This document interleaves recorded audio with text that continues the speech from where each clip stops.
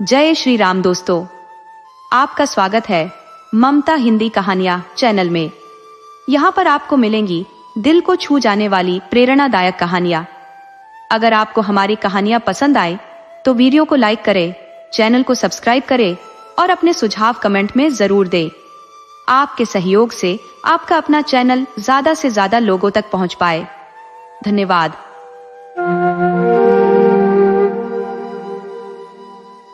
एक राजा की दो पत्नियां थी, बड़ी रानी और छोटी रानी। महल में बड़ी रानी का दबदबा था और उसकी आज्ञा ही सबकी मर्यादा थी। छोटी रानी को हमेशा अपमान सहना पड़ता था। राजा भी उससे विमुख रहते थे। उसका जीवन दोहा और उपेक्षा के साए में बीत रहा था। छोटी रानी के दो पुत्र थे, शीत और बसंत। राजा इन बच्चों की भी कोई परवाह नहीं करते थे। उन्हें न तो पोषक भोजन मिलता और न ही तन ढकने के लिए अच्छे वस्त्र। ऊपर से बड़ी माँ की ताने भरी बातें उनके नन्हे दिलों को छलनी कर देती। छोटी रानी सब कुछ चुपचाप सहती थी, लेकिन बड़ी रानी इससे भी संतुष्ट नहीं थी। वह हर क्षण उसे अपमानित करने का कोई न कोई बहाना ढूंढती रहती। एक दिन दोनों रानियां नदी में स्नान करने गई। बड़ी रानी ने मीठे स्वर में छोटी रानी से कहा, आओ तुम्हारे सिर पर साबुन मल दूं। लेकिन साबुन मलने के बहाने उसने एक जादुई औषधि की टिकिया चुपके से उसके माथे पर लगा दी। देखते ही देखते छोटी रानी एक तोते में बदल गई और टीटी करती हुई उड़ गई। घर लौटकर बड़ी रानी ने कहा, छोटी रानी नदी में डूब गई। राजा ने इस बात को सहजता से मान लिया। ऐसा लगा मानो महल की लक्ष्मी ही चली गई हो। पूरा राजमहल उदासी में डूब गया। शीत और बसंत के दुख की कोई सीमा न थी। उधर तोता बनी छोटी रानी उड़ते उड़ते एक अन्य राजा के महल में जा पहुंची। उस राजा ने जब उसे देखा तो कहा, यह तो सोने का तोता है। उसकी बेटी बसंतलता बोली, पिताजी, मैं इस सोने के तोते को अपने पास रखना चाहती हूँ। राजा ने उस तोते को पकड़ने का आदेश दिया और उसे एक पिंजरे में कैद कर लिया गया। समय बीतता गया। इस बीच बड़ी रानी के 3 पुत्र हुए, लेकिन वे सब बेहद दुबले पतले और कमजोर थे, मानो हड्डियों का ढांचा मात्र हो। ऐसा लगता जैसे हल्की सी हवा के झोंके से वे उड़ जाएंगे। बड़ी रानी अपने बच्चों को तरह तरह के पकवान और मांस मछली खिलाकर मजबूत बनाने का प्रयास करती, लेकिन उनकी दशा जस की तस रही। दूसरी ओर शीत और बसंत को तो ढंग से भोजन भी नहीं मिलता, फिर भी वे हृष्ट पुष्ट और तंदुरुस्त थे। ये देखकर बड़ी रानी और अधिक जलन से भर उठती। एक दिन जब शीत और बसंत पाठशाला से लौटे तो देखा कि उनकी बड़ी माँ गुस्से से उबल रही थी। उन्हें देखते ही वह गालियों की बौछार करने लगी और क्रोध में चिल्लाने लगी। उसने सामान फेंकना शुरू कर दिया और दोनों भाइयों पर हाथ उठाने लगी। जब राजा को इस बात का पता चला तो वे तुरंत वहां पहुंचे और घबरा कर पूछ बैठे, तुम्हें क्या हो गया है? रानी क्रोध से कांपती हुई गरज उठी, मेरी सौत के ये दोनों बेटे हर समय मुझे ताने मारते हैं, गालियां देते हैं। जब तक मैं इनके खून से स्नान नहीं कर लेती मेरा दिल शांत नहीं होगा। राजा ने गंभीर स्वर में कहा, जैसा तुम कहती हो वैसा ही होगा। उन्होंने जल्लाद को बुलाकर कठोर आदेश दिया, इन दोनों भाइयों को खत्म करो और इनका खून लाकर रानी को सौंप दो। शीत और वसंत फूट फूट कर रो रहे थे, पर जल्लाद को राजा के आदेश का पालन करना था। उसने दोनों के हाथ पैर रस्सियों से बांध दिए और उन्हें बलि के लिए लेकर चल पड़ा। उनकी चीखें सुनने वाला कोई नहीं था। जंगल में पहुंचने पर जल्लाद ने उनके बंधन खोल दिए। उसकी आंखों में पानी भर आया। वह बोला, राजकुमारों, मेरा दिल यह करने को गवाही नहीं देता। मैंने तुम्हें अपनी गोद में पाला है। तुम्हें मारना मेरे लिए असंभव है, लेकिन राजा की आज्ञा भी टाल नहीं सकता। मैं तुम्हें एक सुझाव देता हूँ। ये पुराने वक्कल पहन लो और जंगल के रास्ते से भाग जाओ। इस वेश में कोई तुम्हें राजकुमार नहीं पहचानेगा। इसके बाद जल्लाद ने उन्हें जंगल का रास्ता दिखाया और खुद वापस महल की ओर लौट गया। रास्ते में उसने एक कुत्ते और सियार को मारा और उनका खून बड़ी रानी के पास ले जाकर सौंप दिया। बड़ी रानी खून पाकर प्रसन्न हो गई। उसने उस खून से स्नान किया, मानो अपनी जीत का जश्न मना रही हो। इसके बाद उसने अपने बेटों को भरपेट भोजन कराया और खुद भी आनंद से खाई। शीत और वसंत जंगल के रास्ते पर बढ़ते गए। थके हारे निरंतर चलते रहे, लेकिन जंगल खत्म होने का नाम नहीं ले रहा था। आखिरकार एक बड़े पेड़ के नीचे बैठकर सुस्ताने लगे।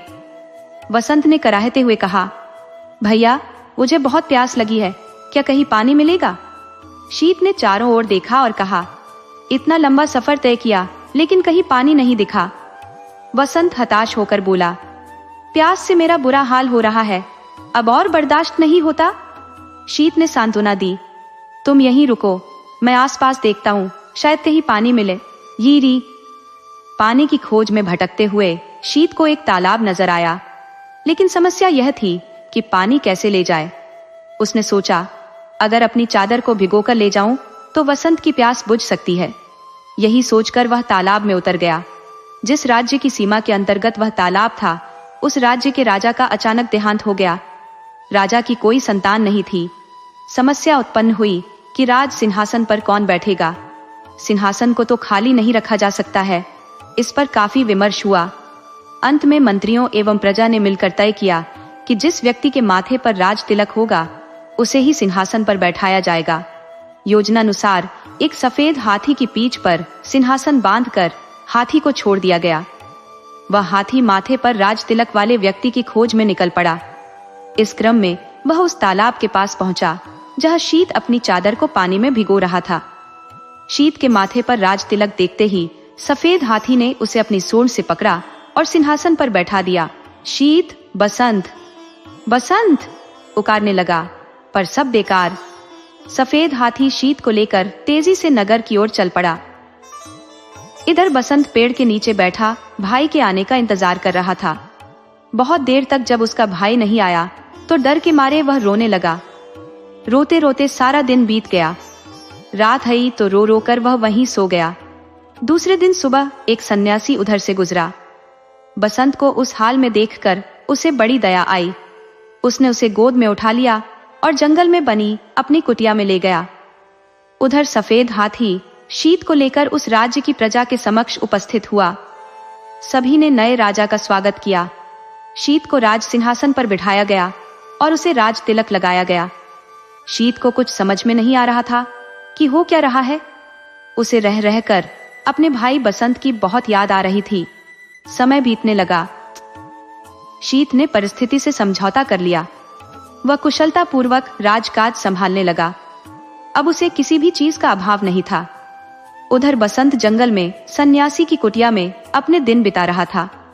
वह रोज हवन के लिए जंगल से लकड़ियां चुनकर लाता, पूजा के लिए फूल तोड़ कर लाता और जंगल के कंदमूल खाकर अपना पेट भरता था। कभी कभी वह सन्यासी के पास बैठकर शास्त्रों एवं वेदों का ज्ञान भी प्राप्त करता।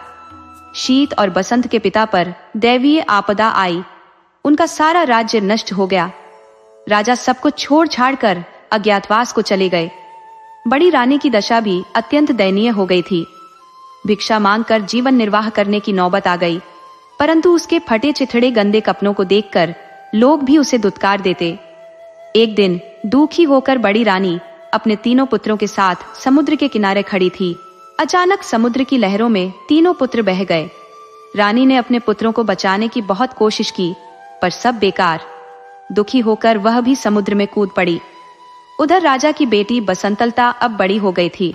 अपनी रूपवती कन्या के लिए राजा योग्य वर की तलाश कर रहे थे, पर वैसा वर उन्हें मिल नहीं रहा था। तब रानी से परामर्श कर उन्होंने स्वयंवर का आयोजन किया। स्वयंवर सभा में अनेक राज्यों के राजपुत्र उपस्थित हुए।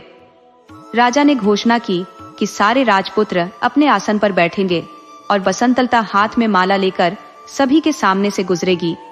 जो राजकुमार उसे पसंद आएगा उसी के गले में वह वरमाला डालेगी।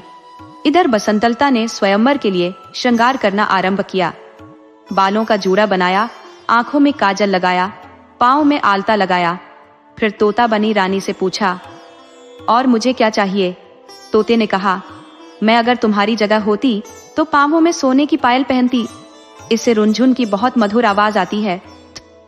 बसंतलता ने सोने की पायल पहन ली। फिर पूछा, बोलो और क्या चाहिए मुझे? तोते ने कहा, अगर मैं तुम्हारी जगह होती तो सोने की जरी वाली साड़ी पहनती। तोते की बात सुन बसंतलता ने सोने की जरी वाली साड़ी पहनी। फिर तोते ने कहा, अब तुम हीरे का हार पहन लो, बहुत सुंदर लगोगी। बसंतलता ने हीरे का हार पहन लिया। फिर पूछा, आप? तोते ने कहा, नाक में मोती की लौंग, कानों में जड़ाऊ कर्णफूल और मांग में हीरे का टीका पहनने से ही नारी का श्रृंगार पूरा होता है। बसंतलता ने सारी चीजें पहन ली। तब तोते ने कहा, सब तो हुआ, पर गजमुक्ता न होने से श्रृंगार तो पूरा होगा ही नहीं। तुम्हारे पास तो गजमुक्ता है ही नहीं। अगर स्वयंवर में आए हुए राजकुमारों में से कोई दजमुक्ता ला दे तो समझना वही तुम्हारे योग्य वर है। ये सुनकर बसंतलता ने सारे साज श्रृंगार उतार दिए और घोषणा करवा दी कि जो राजकुमार उसके लिए गजमुक्ता लाएगा उसी से वह विवाह करेगी। घोषणा सुनते ही सारे राजकुमार गजमुक्ता की खोज में निकल पड़े। राजकुमारों ने सुना था कि सभी हाथियों में गजमुक्ता नहीं होती है। समुद्र के किनारे पाए जाने वाले किसी किसी हाथी में ही गजमुक्ता होती है। अतः सारे राजकुमार समुद्र की ओर चल पड़े।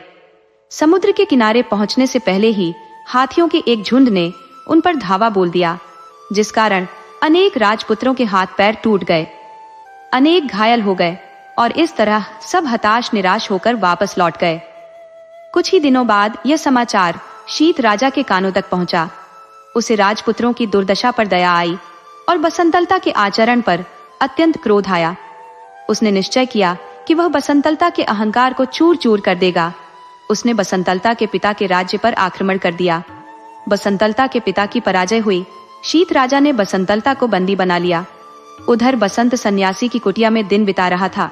सारा दिन इधर उधर घूमता रहता। उसकी कुटिया के पास एक विशाल बरगद का पेड़ था। उसमें एक गुल और एक बुलबुल रहती थी। एक दिन दुखी होकर बसंत उसी पेड़ के नीचे बैठा था। तब उसने उस गुल और बुलबुल को बातचीत करते हुए सुना। गुल ने स्वयंवर की सारी घटनाएं बुलबुल को सुनाई। फिर बोला, कौन जानता है कि इसका क्या परिणाम होगा? बुलबुल ने कहा, क्षीर सागर के किनारे एक दूध पहाड़ है। दूध पहाड़ से क्षीर सागर में दूध गिरता है। उस क्षीर सागर में एक स्वर्ण कमल खिला हुआ है। उस स्वर्ण कमल में एक हाथी रहता है। उसी के सिर में गजमुक्ता है। गुल ने पूछा, लेकिन वहां पहुंचेगा कौन? बुलबुल ने कहा, कोई साहसी राजपुत्र ही वहां पहुंच पाएगा।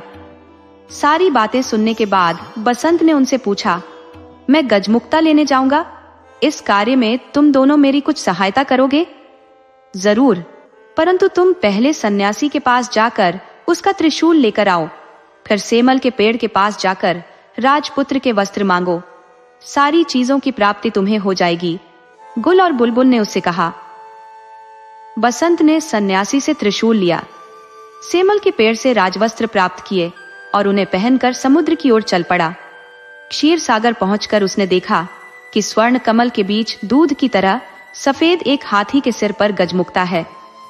गजमुक्ता की रोशनी से चारों ओर उजाला फैला हुआ है। बसंत उस सफेद हाथी की पीठ पर कूदा। जैसे ही उसने सफेद हाथी के सिर पर त्रिशूल को रखा, वैसे ही सागर, स्वर्ण कमल, सफेद हाथी सब गायब हो गए। वहां केवल एक कमल का फूल खिला हुआ था और उसके अंदर गजमुक्ता की माला थी। मनुष्य की आवाज में कमल के फूल ने पूछा, निश्चय ही तुम राजपुत्र हो? कौन सा राज्य है तुम्हारा? बसंत ने कहा, मैं राजपुत्र नहीं हूं, एक सन्यासी के साथ जंगल में रहता हूं। ठीक है, तुम गजमुक्ता को अपने सिर पर और मुझे अपने हृदय में रखो। बसंतलता के साथ तुम्हारा ही विवाह होगा और तुम्हारा जीवन सुख से बीतेगा। बसंत क्षीर सागर के बालू पर चलता हुआ वापस लौटने लगा। तभी उसे कुछ आवाजें सुनाई पड़ी। हम लोगों को भी साथ ले चलो भाई। वह भौचक्का होकर चारों ओर देखने लगा। उसे आसपास कोई भी नहीं दिखा। वह आगे बढ़ा तो फिर वैसी ही आवाजें आई। उसने गौर से बालू को देखा तो उसे लगा कि उसके पैर के पास बालू के अंदर से आवाजें आ रही हैं। उसने त्रिशूल से वहां का बालू हटाया तो देखा कि वहां 3 सोने की मछलियां थीं। वह उन्हें अपने साथ लेकर चल पड़ा। इधर शीत राजा शिकार खेलने निकला था।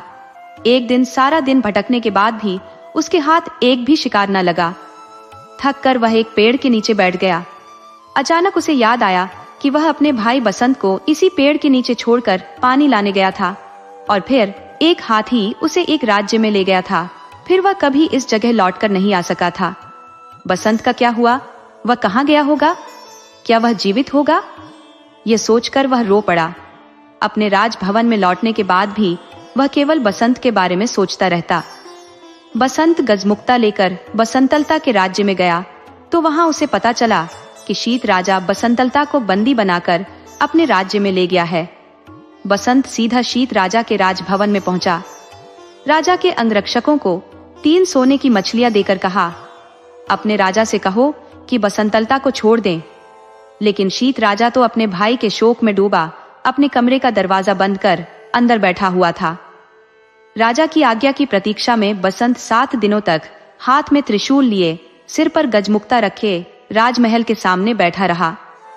8वें दिन शीत राजा थोड़े सामान्य हुए तो दासियां सोने की मछलियों को काटने बैठी, लेकिन आश्चर्य, मछलियां बोल उठी, हमें न काटो, हम राजा के भाई हैं। अंगरक्षकों ने जब शीत राजा को बसंत की बात बताई तो वे स्वयं राजभवन से बाहर आए। वहां अपने भाई बसंत को देखा तो दौड़कर उसे अपने गले लगा लिया। तभी वे दासियां उन बोलने वाली सोने की मछलियों को लेकर राजा के पास पहुंची। लेकिन आश्चर्य, शीत राजा के हाथ लगाते ही तीनों मछलियां 3 मनुष्यों में बदल गई। उन्हें देखते ही वे पहचान गए। वे बड़ी रानी के पुत्र थे, शीत बसंत के सौतेले भाई। शीत बसंत ने बड़ी रानी और राजा के दुर्भाग्य की सारी बातें उनसे सुनी। उनकी आंखों से आंसू बहने लगे। 5 भाई आनंद पूर्वक राजभवन में रहने लगे। शीत राजा अपने भाई बसंत के विवाह की तैयारियां करने लगा। उसने बसंतलता के पिता के पास समाचार भेजा कि उन्हें मुक्त किया जा रहा है। पिंजरे के तोते ने बसंतलता को खुशखबरी दी, गजमुक्ता लेकर राजपुत्र आ गया है। बसंतलता बोली, जानती हूँ। उसी समय एक दासी दौड़ती हुई आई और उसने प्रसन्नता पूर्वक कहा कि गजमुक्ता लाने वाले राजपुत्र राजा शीत के ही भाई हैं। बसंतलता बहुत खुश हुई। उसने तय किया कि वह अपने प्रिय तोते को आज अपने हाथों से स्नान कराएगी। उसने कपिला गाय के दूध में कच्ची हल्दी को पीसकर दूध में मिलाया और उससे तोते को स्नान कराने लगी। इस क्रम में बसंतलता के हाथ से तोते के माथे की दवाई पुछ गई। देखते ही देखते तोता एक सुंदर नारी बन गया। बसंतलता ने आश्चर्य से पूछा, तुम कौन हो, परी या देवी? वह बोली, मैं राजरानी हूँ। शीत और बसंत मेरे ही बेटे हैं। उसके बाद उसने अपने साथ घटी सारी बातों को उसे बता दिया। अगले दिन बसंतलता के साथ बसंत का विवाह धूमधाम से संपन्न हुआ। विदा के समय बसंतलता ने अपने पिता से कहा, मैं पालकी में अकेली ही जाऊंगी। पिता ने पूछा, यह क्या बात हुई? नज बसंतलता बोली, मैंने प्रण लिया है कि सुबह प्रार्थना के समय अकेली रहूंगी। पिता बोले, ठीक है, जैसा तुम चाहती हो वही होगा। सभी से विदा लेकर बसंतलता सुंदर पालकी में बैठ गई। उसने चुपके से छोटी रानी को अपनी पालकी में बैठा लिया। बसंत भी अपनी पालकी में बैठ गया। शीत राजा के महल के पास जब पालकी रुकी तब उससे बसंतलता के अलावा एक अपूर्व सुंदरी नारी भी उतरी। सब उसे आश्चर्यचकित होकर देख रहे थे। उसने पालकी से उतरते ही पूछा, कहाँ है मेरे शीत बसंत? मेरे पास आओ। मां की पुकार सुनकर शीत बसंत दौड़कर आए और उससे लिपट गए। बड़ी रानी के तीनों पुत्र भी दौड़कर वहां पहुंच गए। इस सुखद समाचार को सुनकर थोड़े दिनों बाद राजा भी लौट आए। इस प्रकार छोटी रानी के दून खों का अंत हुआ। सभी के दिन सुखपूर्वक बीतने लगे। दोस्तों, आपको कहानी कैसी लगी? अपने सुझाव कमेंट करना न भूले। तो चलिए आज की अगली कहानी शुरू करते हैं।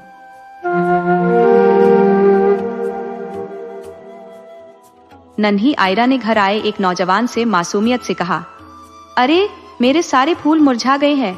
कल रात तो ये कितने प्यारे लग रहे थे और आज इनके पत्ते बेजान होकर झूल रहे हैं। आखिर ऐसा क्यों होता है? वह युवक आराम से सोफे पर बैठा था। आयरा को वह बेहद पसंद था क्योंकि उसकी कहानियों में जादू था। वह अपनी कला से कागज की अद्भुत आकृतियां बनाता था। खूबसूरत फूल, दिल, नाचती गुड़िया और यहाँ तक कि दरवाजे वाले किले। वह हमेशा बच्चों के चेहरों पर मुस्कान लाने की कोशिश करता था। आयरा ने अपने मुरझाए हुए फूलों का गुलदस्ता दिखाते हुए फिर सवाल किया, बताओ ना, ये इतने उदास क्यों लग रहे हैं? युवक ने एक नजर फूलों पर डाली और मुस्कुराते हुए कहा, मुझे पता है क्या हुआ है। ये पूरी रात नाचते रहे हैं, इसी वजह से ये थक कर अपना सिर झुका रहे हैं।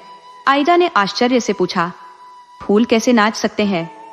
युवक ने समझाते हुए कहा, अरे क्यों नहीं, जब रात का पर्दा गिरता है और हम अपनी आंखें मूंद लेते हैं, तब ये फूल अपनी खुशी का इजहार करने के लिए झूमने लगते हैं।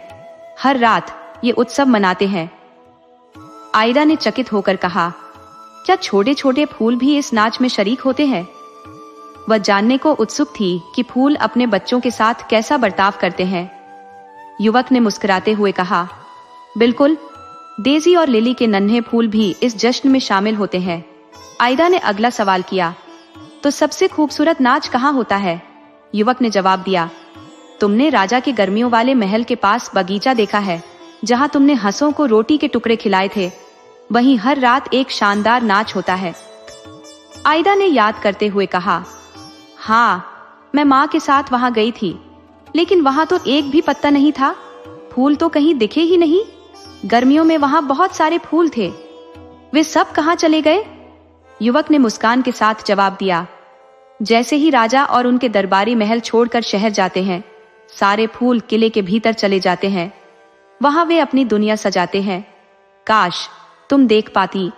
वहां दो सबसे शानदार गुलाब राजा और रानी बनकर सिंहासन पर बैठते हैं।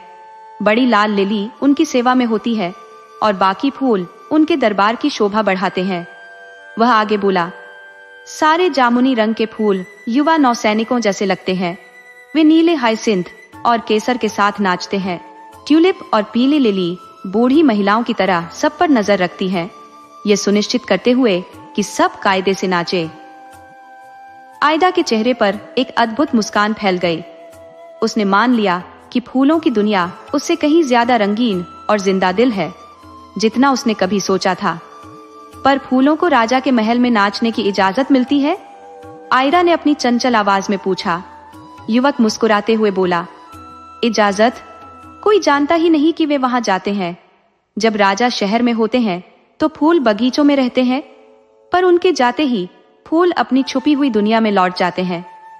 कभी कभार जब महल का चौकीदार आता है तो उसके चाबियों के गुच्छे की आवाज सुनकर फूल झटपट अपनी जगहों पर छिप जाते हैं। बूढ़ा चौकीदार उनकी खुशबू को महसूस करता है, पर उन्हें देख नहीं पाता। आयरा ने तालियां बजाते हुए हंसकर कहा, वाह, ये तो बहुत मजेदार है। अगर मैं वहां होती तो क्या मुझे भी वे फूल नहीं दिखते? युवक ने गहरी सोच के बाद कहा, शायद दिख जाते। अगली बार जब तुम महल के पास बगीचे में जाओगी तो खिड़की के भीतर झांकना, हो सकता है तुम्हें कुछ झलक मिल जाए। जब मैं आज वहां था तो मैंने एक लंबी पीली डैफोडिल को आराम से सोफे पर पसरे देखा था। आयरा की जिज्ञासा और बढ़ गई। उसने तुरंत पूछा, लेकिन वनस्पति बगीचे के फूल क्या महल तक नाचने के लिए जा सकते हैं? उनके लिए तो वह रास्ता बहुत लंबा है। युवक हंसते हुए बोला, अरे, फूल जब चाहे तो उड़ भी सकते हैं। तितलियां देखी हैं तुमने? वे पीले, लाल, सफेद रंग के फूलों जैसी ही तो लगती हैं। असल में वे वही फूल हैं जो अपनी टहनी से कूदकर पत्तियों को पंख बनाना सीख गए हैं। एक बार उड़ने का स्वाद छक लिया तो वापस डाल पर लौटने का मन ही नहीं करता। आयरा के चेहरे पर आश्चर्य का भाव उभर आया। उसने उत्सुकता से पूछा, तो क्या कोई तरीका है जिससे पता चले कि वनस्पति बगीचे के फूल महल में नाचने जाते हैं या नहीं? युवक ने रहस्य भरे अंदाज में जवाब दिया, हाँ, अगली बार जब तुम बगीचे जाओगी तो एक फूल के पास जाकर फुसफुसाकर कहना कि रात को महल में बड़ा नाच है। फिर देखना क्या होता है। फूल अपनी बात छिपा नहीं पाते। एक से सुनोगी तो सबको पता चल जाएगा, और जब रात आएगी तो सारे फूल उड़कर महल तक पहुंच जाएंगे। सुबह जब बगीचे का प्रोफेसर अपनी सैर के लिए निकलेगा तो उसे पूरा बगीचा खाली मिलेगा, और तब मैं पक्के तौर पर कह सकता हूँ कि वह इस पर एक लेख जरूर लिखेगा। आयरा ने हैरानी से पूछा, जिस फूल को मैं ये बताऊंगी वह बाकी फूलों को कैसे बताएगा? मैंने तो कभी किसी फूल को बोलते हुए नहीं सुना। युवक ने मुस्कुराते हुए कहा, फूल बोलते नहीं, पर हवा के साथ उनकी खुशबू और कंपन बाकी फूलों तक बात पहुंचा देते हैं। अगली बार आजमा कर देख लेना। वे बिना बोले नाटक करते हैं। तुमने देखा होगा कि जब हवा चलती है तो सारे फूल सिर हिलाते हैं, साथ में उनके पत्ते भी हिलते हैं। वे इसी तरह बात करते हैं। हम जीभ से बात करते हैं और वे हिलडुल कर। आयदा ने पूछा, क्या प्रोफेसर उनकी बात समझ लेते हैं? जरूर समझ जाते हैं। एक दिन सुबह जब वे बगीचे में गए तो उन्होंने देखा कि एक बड़ा पीले पत्तों वाला बिच्छू बूटी का पौधा लाल रंग की कार्नेशन की तरफ अपने पत्ते हिलाकर कह रहा था, तुम इतनी सुंदर हो कि मैं तुम्हें प्यार करता हूँ। प्रोफेसर को ऐसी बातचीत बिल्कुल पसंद नहीं है, इसलिए उन्होंने पौधे की उंगलियों पर, मतलब पत्तियों पर हाथ मारा। पौधे ने उनकी उंगलियों को जला दिया। तब से प्रोफेसर बिच्छू बूटी के पौधे को छूने की हिम्मत नहीं करता। नन्ही आयरा हंसने लगी, ये तो बड़ी मजेदार बात है। तभी कमरे में बूढ़े प्रोफेसर गुस्से। उन्होंने बातचीत का आखिरी हिस्सा सुन लिया था। वे बोले, मुझे इसमें कुछ मजेदार नहीं लगता। ऐसी बिना मतलब की बातें बच्चों के लिए नुकसानदायक और बड़ों के लिए उबाने वाली होती हैं। बूढ़े प्रोफेसर को वह छात्र पसंद नहीं था, क्योंकि वह कागज की तस्वीरें काटता रहता था। उसने तभी एक तस्वीर काटी थी जिसमें एक आदमी को फांसी दी गई थी। वह अपना दिल पकड़े हुए था। उसे औरों का दिल चुराने की वजह से फांसी की सजा हुई थी। अब वह युवक दूसरी तस्वीर काट रहा था, जिसमें झाड़ू पर सवार एक जादूगरनी अपनी नाक की नोक पर पति को लेकर जा रही थी। आयदा को लगता था कि वह छात्र जो कुछ भी करता है मजेदार होता है। फूलों के बारे में उसकी बातें आयरा को बहुत ठीक लगती थी। उसे लगा सचमुच उसके फूल नाचते नाचते थक गए हैं। वह अपनी खिलौनों से भरी दराज तक गई, जिसमें एक पलंग पर एक गुड़िया सो रही थी। गुड़िया का नाम सोफी था। छोटी आयरा ने उसे उठाया और समझाया, आज रात को तुम एक अच्छी गुड़िया की तरह दराज में सो जाओ। मेरे फूल बीमार है, मैं उन्हें तुम्हारे पलंग पर सुला दूंगी, जिससे वे ठीक हो जाएंगे। गुड़िया ने कोई जवाब नहीं दिया, क्योंकि उसे अपने पलंग पर किसी और के सोने की बात से गुस्सा आ रहा था। आयरा ने फूलों को पलंग पर रखा और उनके चारों तरफ पर्दा खींच दिया। उसने उनसे यह भी वादा किया कि अगर वे ठीक से चुपचाप लेटेंगे तो वह उनके लिए एक प्याला चाय बना देगी।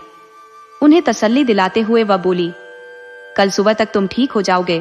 फिर पलंग के चारों तरफ पर्दा ठीक किया, जिससे उनकी आंखों में सूरज की रोशनी न चुभे।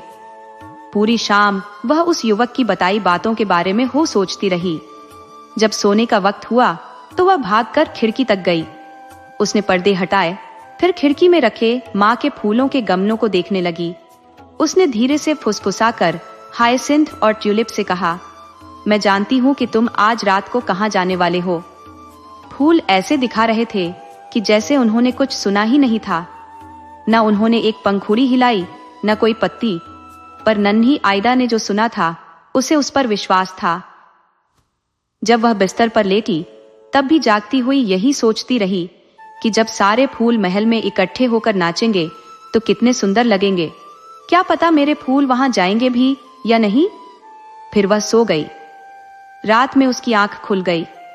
वह फूलों और उस युवक को सपने में देख रही थी, जिसके बारे में प्रोफेसर ने कहा था कि वह उसका दिमाग बकवास से भर रहा है। सोने वाले कमरे में बड़ी शांति थी। उसके माता पिता के पलंग के पास वाली मेज पर छोटी बत्ती जल रही थी। उसने धीरे से कहा, हे भगवान, मैं जानना चाहती हूँ कि मेरे फूल अब भी सोफी के पलंग पर लेटे हैं या नहीं। वह उठकर बैठ गई। फिर दरवाजे की तरफ देखा। वह खुला था। उसके फूल और खिलौने दूसरे कमरे में थे। वह सुनने की कोशिश करने लगी। कोई धीरे धीरे पियानो बजा रहा था। इतनी प्यारी धुन उसने पहले कभी नहीं सुनी थी। वह सोचने लगी, अब सब फूल नाच रहे होंगे, मैं देखना चाहती हूँ। पर उसमें उठने की हिम्मत नहीं थी, क्योंकि उसे यह डर था कि कहीं उसकी माँ जाग न जाए। उसे लगा, काश फूल वहीं आ जाते, पर वे नहीं आए। हाँ, संगीत चलता रहा। आखिर वह पलंग से उठी, धीमे से दरवाजे से बाहर निकली और बैठने वाले कमरे की तरफ देखा। वहां बत्ती नहीं जल रही थी, पर फिर भी वह देख सकती थी, क्योंकि चांद की रोशनी खिड़की से आकर फर्श पर पड़ रही थी। वह इतनी तेज थी कि दिन जैसा लग रहा था। सारे ट्यूलिप और हायसिंथ दो लंबी कतारों में खड़े थे। खिड़की में रखे उनके गमले खाली पड़े थे। वे एक दूसरे की पत्तियां पकड़कर बड़ी अच्छी तरह नाच रहे थे और एक दूसरे को ऐसे घुमा रहे थे जैसे बच्चे नाच रहे हों। एक बड़ी पीले लिली पियानो बजा रही थी। नन्ही आयरा को याद आया कि उसने उसे गर्मियों में बगीचे में देखा था। तब उस छात्र ने कहा था, देखो, यह पतली दुबली लिली मिस लाइन जैसी दिखती है। सब उसकी बातों पर हंस पड़े थे, पर अब नन्ही आयरा को लग रहा था कि वह पतली पीली लिली सचमुच लकीर जैसी लग रही है।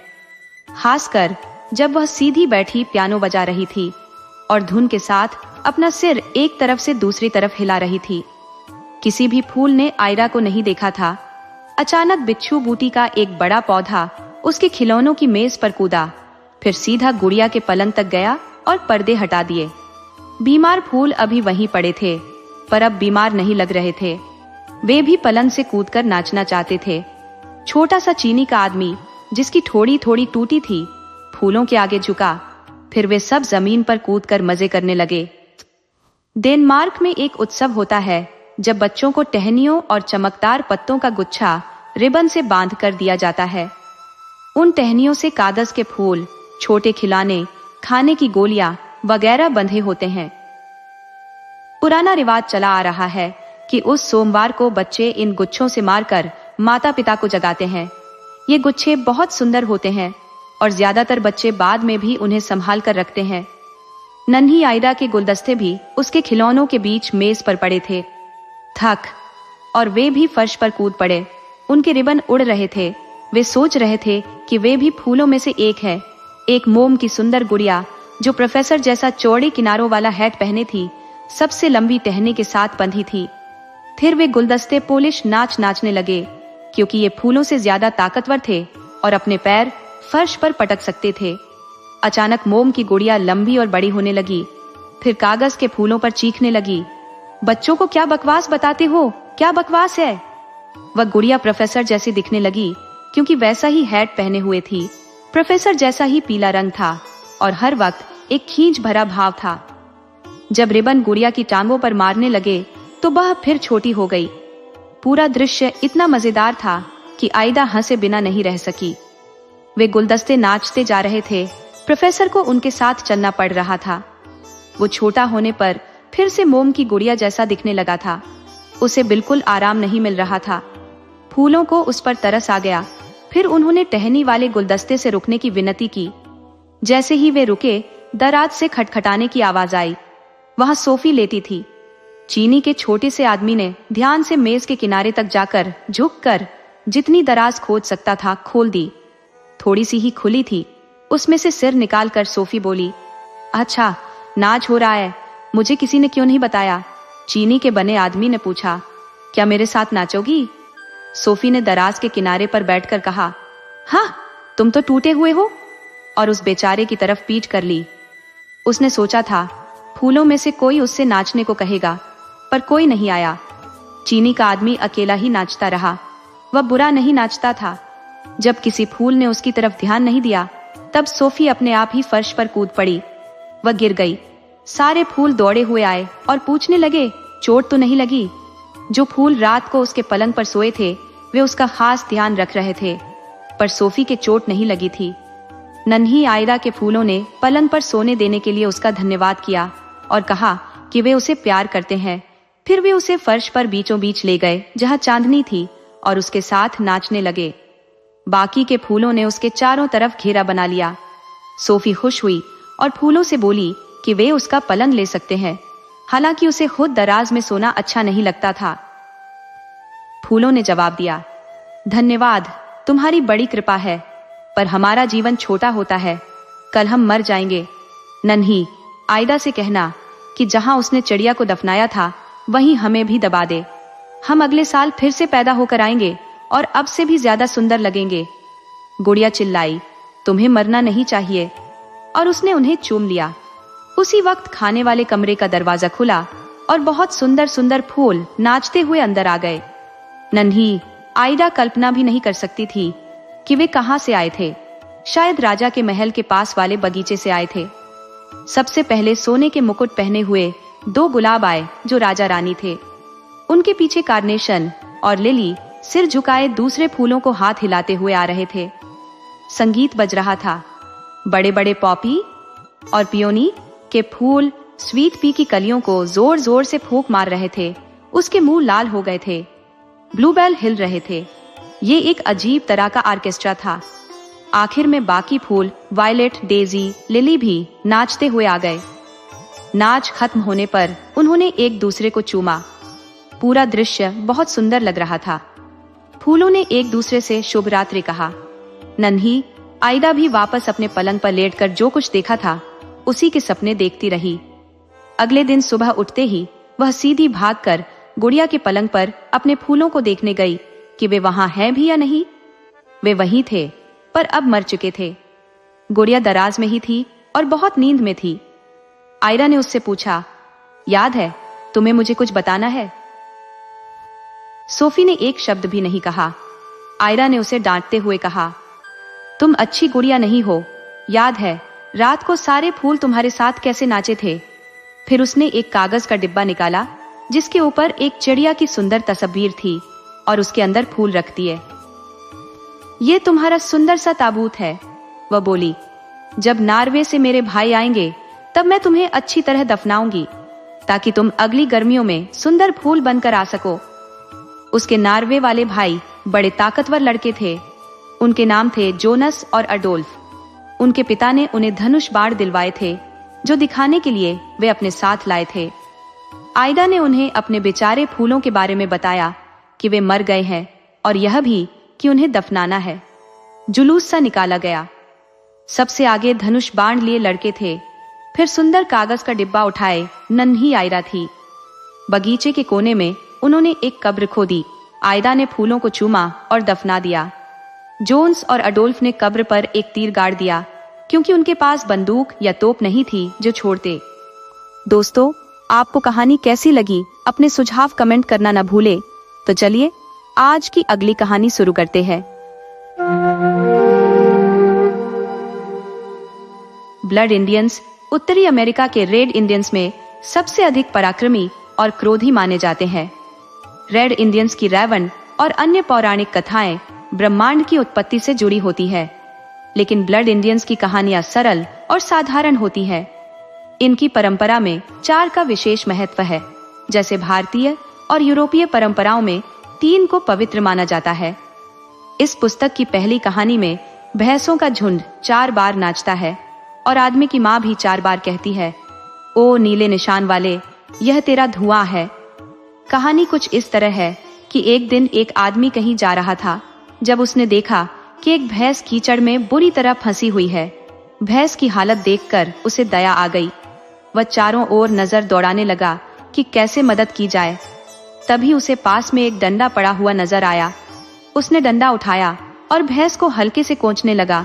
कुछ ही पल में भैंस ने एक जोरदार छलांग लगाई और कीचड़ से बाहर निकल गई। भैंस को बचाकर वह आदमी अपने रास्ते पर चला गया और भैंस भी अपने गंतव्य की ओर बढ़ गई। समय बीतता गया। वसंत का मौसम आया और सभी भैंसों ने अपने अपने बच्चों को जन्म दिया। उस भैंस ने भी एक कटरे को जन्म दिया जो कभी कीचड़ में फंसी थी। जब वह कटरा थोड़ा बड़ा हुआ तो अन्य बछड़ों के साथ खेलने लगा, लेकिन वे दूसरे बछड़े उसे छोटे छोटे सीन मारकर चढ़ाते और कहते, तू तो आदमी का बच्चा है, भैंस का नहीं। ये बात सुनकर कटरा बेचैन हो गया और उसने अपनी माँ से जाकर यह बात कही। उसकी माँ ने उसे सांत्वना दी और कहा, अगर ऐसा है तो चलो तुम्हारे पिता की तलाश करते हैं। माँ और बेटा दोनों अपने सफर पर निकल पड़े। कई दिन भटकने के बाद वे एक गहरी घाटी में बसे एक गांव पहुंचे।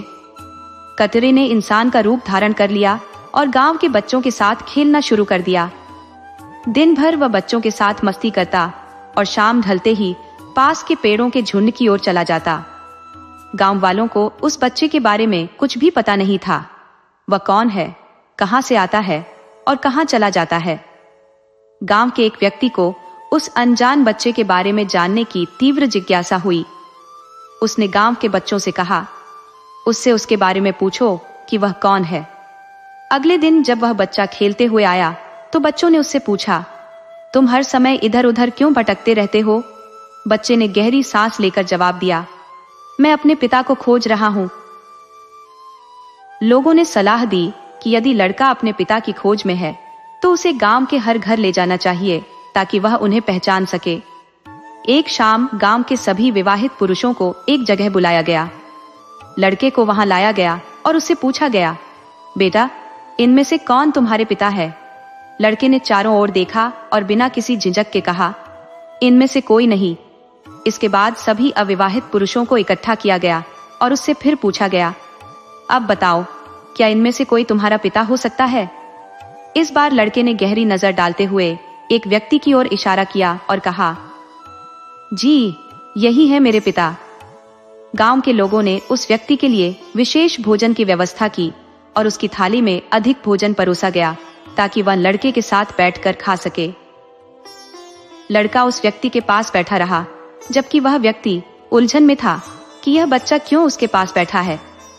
जब सभी लोग भोजन समाप्त कर चले गए तो लड़के ने उस व्यक्ति से कहा, आइए मेरे साथ चलिए। वह व्यक्ति उसके साथ गांव के बाहर गया। वहां पहुंचकर लड़के ने कहा, मैंने अपने पिता को ढूंढ लिया है, जो आप ही मेरे पिता है। ये सुनकर वह व्यक्ति चकित रह गया। उसने सोचा, मैं तो किसी स्त्री को जानता भी नहीं, फिर यह लड़का मेरा कैसे हो सकता है। फिर उसकी नजर लड़के के चेहरे पर पड़ी। लड़के के चेहरे पर भी वही नीला निशान था जैसा उसके चेहरे पर था। यह देखकर भी उसकी उलझन कम नहीं हुई। लड़के ने कहा, देखिए मैं अपनी मां को बुलाने जा रहा हूं। वह आपको देखकर क्रोधित होगी और आपको मारने दौड़ेगी, लेकिन आप डरिएगा मत, बस उसके दोनों सींग पकड़ लीजिएगा। वह आदमी जैसे ही खुली जगह पर खड़ा हुआ, लड़के की मां जो भैंस थी उसे मारने दौड़ी। आदमी को लड़के की बात याद आ गई। उसने साहस बटोरकर भैंस के सींग पकड़ लिए। जैसे ही उसने सींग पकड़े, भैंस गायब हो गई और उसकी जगह एक सुंदर स्त्री खड़ी थी। उस स्त्री ने पूरी कहानी बताई और कहा, ये लड़का तुम्हारा ही है, देखो इसका चेहरा तुम्हारे जैसा है। अब आदमी को थोड़ा थोड़ा समझ में आने लगा कि यह सब कैसे हुआ। वह स्त्री और लड़के को अपने घर ले आया। उसके बाद वे कई दिनों तक एक साथ रहे और एक नई शुरुआत की। उस आदमी के पास 2 चिड़िया थी, एक कौआ और एक मैना। दोनों चिड़िये उस लड़के के दोनों कंधों पर बैठकर उसके साथ खूब खेलती थीं। एक दिन उस स्त्री ने उस आदमी को बताया, तुम मुझे किसी भी चीज से मार सकते हो, पीट सकते हो, पर न तो मुझे कभी किसी नुकीली चीज से मारना और न मेरे ऊपर कभी राख फेंकना। आदमी ने कहा, ठीक है। इस बीच उस आदमी के माता पिता भी उस बच्चे को बहुत प्यार करने लगे थे। एक दिन वह आदमी अपनी पत्नी से किसी बात पर बहुत नाराज हो गया। उसने चूल्हे से एक जलती हुई लकड़ी उठाई और उससे उस स्त्री को डराना चाहा। स्त्री और उसके बेटे ने जब वह लकड़ी देखी तो दोनों डर के मारे बाहर की तरफ भागे। वह आदमी भी उनके पीछे पीछे भागा, परंतु तब तक वे दोनों भैंस और कटरे में बदल चुके थे और दोनों ही वहां से जंगल की तरफ भाग गए थे। लड़के के दादी और बाबा अपने पोते को इधर उधर ढूंढ रहे थे। कौआ और मैना भी उस लड़के को उड़ उड़कर इधर उधर ढूंढने की कोशिश कर रहे थे, पर वह तो उनको न मिलना था न मिला।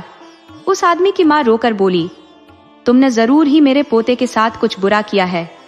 जब तुम्हारी पत्नी ने पहले से तुमको कह रखा था कि उसको कभी नुकीली चीज से नहीं मारना, तो तुम उसको जलती हुई लकड़ी से मारने क्यों दौड़े? वह जादू जानती थी, पर तुम नहीं माने, और देखो अब वे दोनों ही कहीं चले गए हैं। इस पर वह आदमी बोला, अच्छा माँ, तुम परेशान मत हो, मैं उन दोनों को ढूंढने की कोशिश करता हूँ। अगर मैं कुछ समय तक न लौटूं तो मेरी चिड़ियों को मेरे पीछे भेज देना, और अगर वे मेरी कोई छोटी से छोटी चीज भी ले आए तो मेरे बिछाने पर रखकर उसको ढक देना, और अपने पाइप में तंबाकू जलाकर उसका धुआं मेरी उस चीज की तरफ उड़ाकर 4 बार कहना, ओ नीले निशान वाले, ये तेरा धुआं है। ये कहकर वह आदमी वहां से चला गया। काफी समय इधर उधर घूमने के बाद उसको भैंसों का एक बड़ा सा झुंड दिखाई दिया। ध्यान से देखने पर उसको लगा कि उनमें से एक भैंस अपने कटरे के साथ दूसरी भैंसों से कुछ अलग सी अकेली बैठी है। उसे लगा कि शायद वही उसकी पत्नी और लड़का है। उसने भैंस का गोबर अपने शरीर पर लपेट लिया और भैंसों के पानी पीने की जगह पर एक गड्ढे में छिपकर बैठ गया।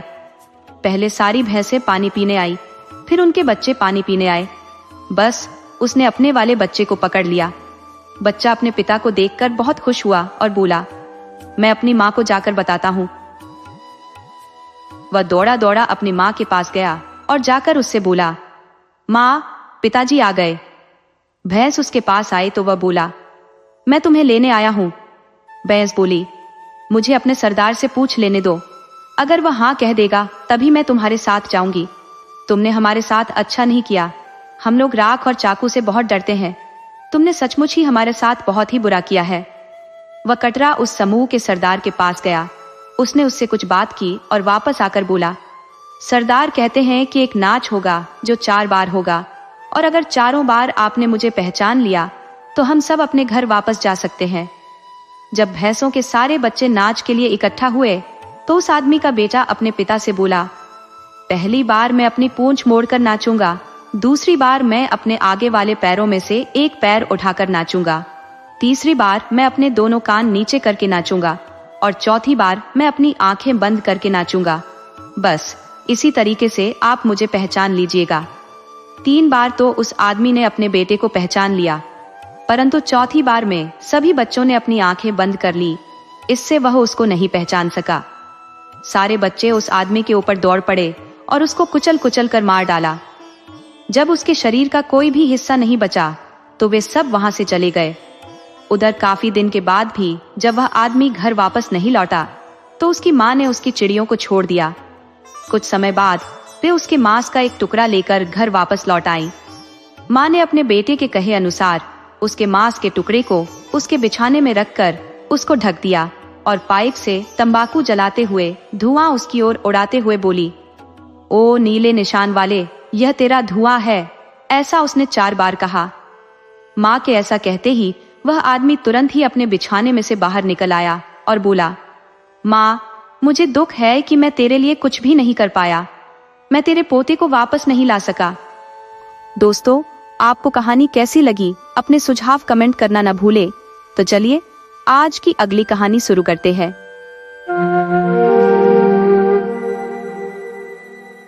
एक समय की बात है, एक राजा और रानी का राज्य समृद्धि और वैभव से परिपूर्ण था। उनके पास सिपाही, अश्व, दास दासियां और अपार धन संपत्ति थी, किंतु उनकी एकमात्र कमी थी संतान का अभाव। इस वजह से राजा और रानी के मन में हमेशा विषाद छाया रहता। उन्होंने संतान प्राप्ति हेतु हर संभव उपाय किए, दान पुण्य, धार्मिक अनुष्ठान, तपस्या, मंत्र जप, व्रत और पूजा अर्चना, परंतु किसी भी प्रयास से उन्हें सफलता नहीं मिली। समय बीतने के साथ राजा और रानी वृद्धावस्था की ओर अग्रसर होने लगे। जैसे जैसे उनका बुढ़ापा बढ़ा, उनकी चिंता और गहरी हो गई। वे अक्सर सोचते, हमारे इतने विशाल साम्राज्य का भविष्य क्या होगा? कौन इस राज्य का उत्तराधिकारी बनेगा? प्रजा की देखभाल कौन करेगा? इस चिंता में दोनों दिन रात खोए रहते। यहाँ तक कि भोजन भी उनके लिए गौण हो गया। एक दिन सुबह राजा के दरबार में एक साधु का आगमन हुआ। दासी ने रानी को इसकी सूचना दी। रानी ने ठान लिया कि यह उनका अंतिम दान होगा। वह बोली, इसके बाद मैं अपने हाथों से कोई दान नहीं करूंगी। रानी ने चावल से भरा छाछ उठाया और साधु की झोली में डालने के लिए बाहर आई। उनके चेहरे पर छाए विषाद ने साधु का ध्यान आकर्षित किया। साधु ने पूछा, रानी साहिबा, आपके चेहरे पर यह उदासी क्यों है? आपको किस बात की चिंता सता रही है? रानी ने साधु को अपनी पूरी व्यथा सुनाई और आंसुओं से भीग गई। साधु कुछ पल के लिए मौन हो गया, फिर गंभीरता से बोला, रानी साहिबा, चिंता त्याग दे। आपकी संतान की अभिलाषा पूर्ण होगी। आपके गर्भ से एक पुत्र जन्म लेगा, किंतु वह केवल 14 वर्षों तक ही इस संसार में रहेगा। इससे अधिक कुछ देना मेरे वश में नहीं है। इतना कहने के बाद साधु ने अपनी झोली से थोड़ी भभूत निकाली और रानी को देते हुए कहा, आप और महाराज इस भभूत को समान रूप से ग्रहण करें। शीघ्र ही आपको संतान सुख प्राप्त होगा। साधु अपनी राह चला गया, पर रानी गहरे विचार में पड़ गई। उसने सोचा, 14 वर्ष भी बहुत है। इतने समय के लिए पुत्र मिलेगा, यही पर्याप्त है। मैं उसे अपनी सारी ममता और स्नेह से बड़ा करूंगी, अपने संतान की अभिलाषा पूरी करूंगी। उस रात जब राजा अपने सारे राजकाज से निवृत्त होकर रानी के महल में पहुंचे तो रानी ने उन्हें सारी बात बताई। साधु द्वारा दी गई भभूत दिखाकर बोली, साधु महाराज ने इसे हम दोनों को ग्रहण करने के लिए कहा है। राजा बोले, इतना सब कुछ कर लिया, दान पुण्य, तप तपस्या, मंत्र जप, मगर परिणाम शून्य ही रहा। अब यह भभूत हमारे लिए संतान का वरदान बन जाएगी, इस पर कैसे भरोसा करें? रानी ने उत्तर दिया, जब इतने प्रयास कर ही लिए हैं तो इसे भी एक बार आजमा लेते हैं। यूं भी उस साधु के क्रोध को क्यों न्योता दें? राजा के मन में अविश्वास तो था, लेकिन रानी की उदासी को देख वे चुपचाप सहमत हो गए। फिर क्या था, दोनों ने स्नान करके पवित्र भाव से अपने इष्ट देवता का स्मरण किया, पूर्वजों की वंदना की और साधु महाराज को याद करके वह बभूत आपस में बांटकर ग्रहण कर ली। इसके बाद मन को शांत कर वे निश्चिंत होकर सो गए। कुछ समय बीता और साधु के कथनानुसार रानी गर्भवती हो गई। इस सुखद घटना ने राजा रानी के हृदय में उत्साह की नई लहर भर दी। राजा मुस्कुराते हुए बोले, महारानी, सचमुच साधु महाराज की कृपा हमारे जीवन पर बरस पड़ी है। 9 माह 9 दिन और 9 घंटों के उपरांत रानी ने एक सुंदर गोरे चिट्टे पुत्र को जन्म दिया। राजा ने इस खुशी में पूरे राज्य में आनंद उत्सव का आयोजन किया। नामकरण विधि संपन्न हुई और 8 दिन तक प्रजा को अन्नदान किया गया।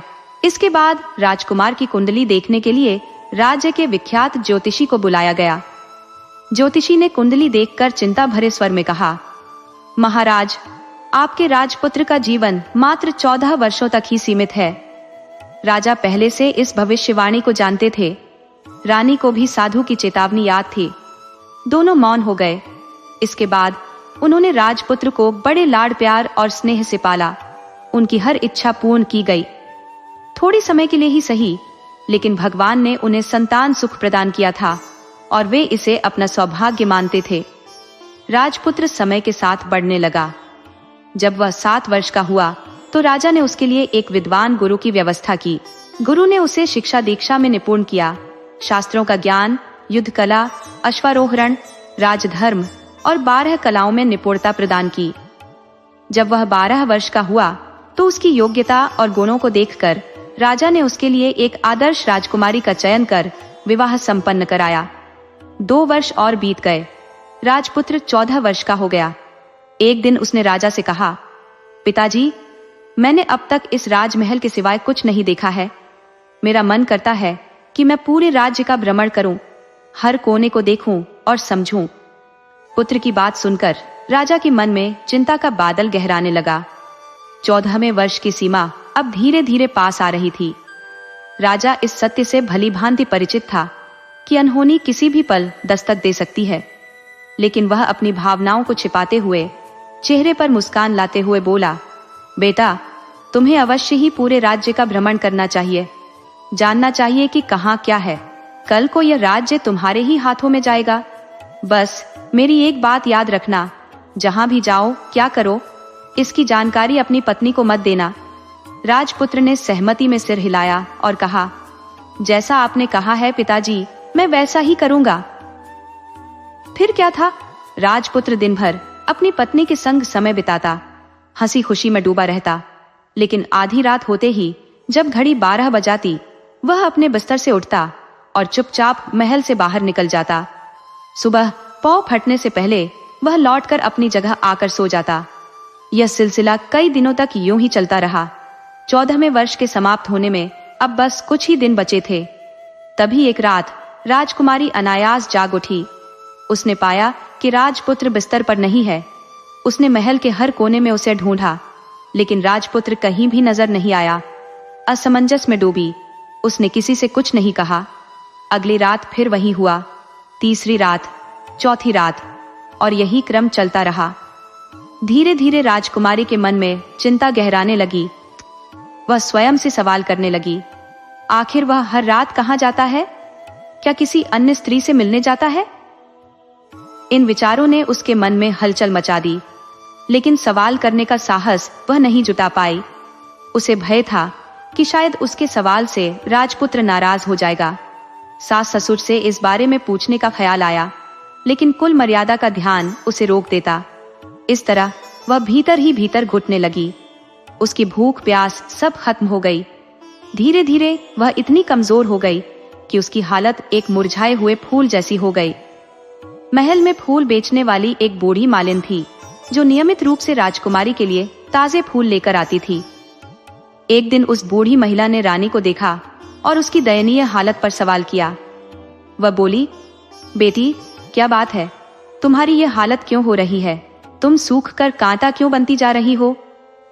राजकुमारी ने अपनी भावनाएं छुपाए बिना कहा, अम्मा, क्या बताऊं, हर रात तुम्हारा राजपुत्र बिस्तर से उठकर कहीं चला जाता है। भोर से पहले लौट आता है, लेकिन यह कहाँ जाता है, ये मुझे समझ नहीं आता। मन में बार बार ख्याल आता है कि शायद वह किसी दूसरी स्त्री से मिलने जाता है।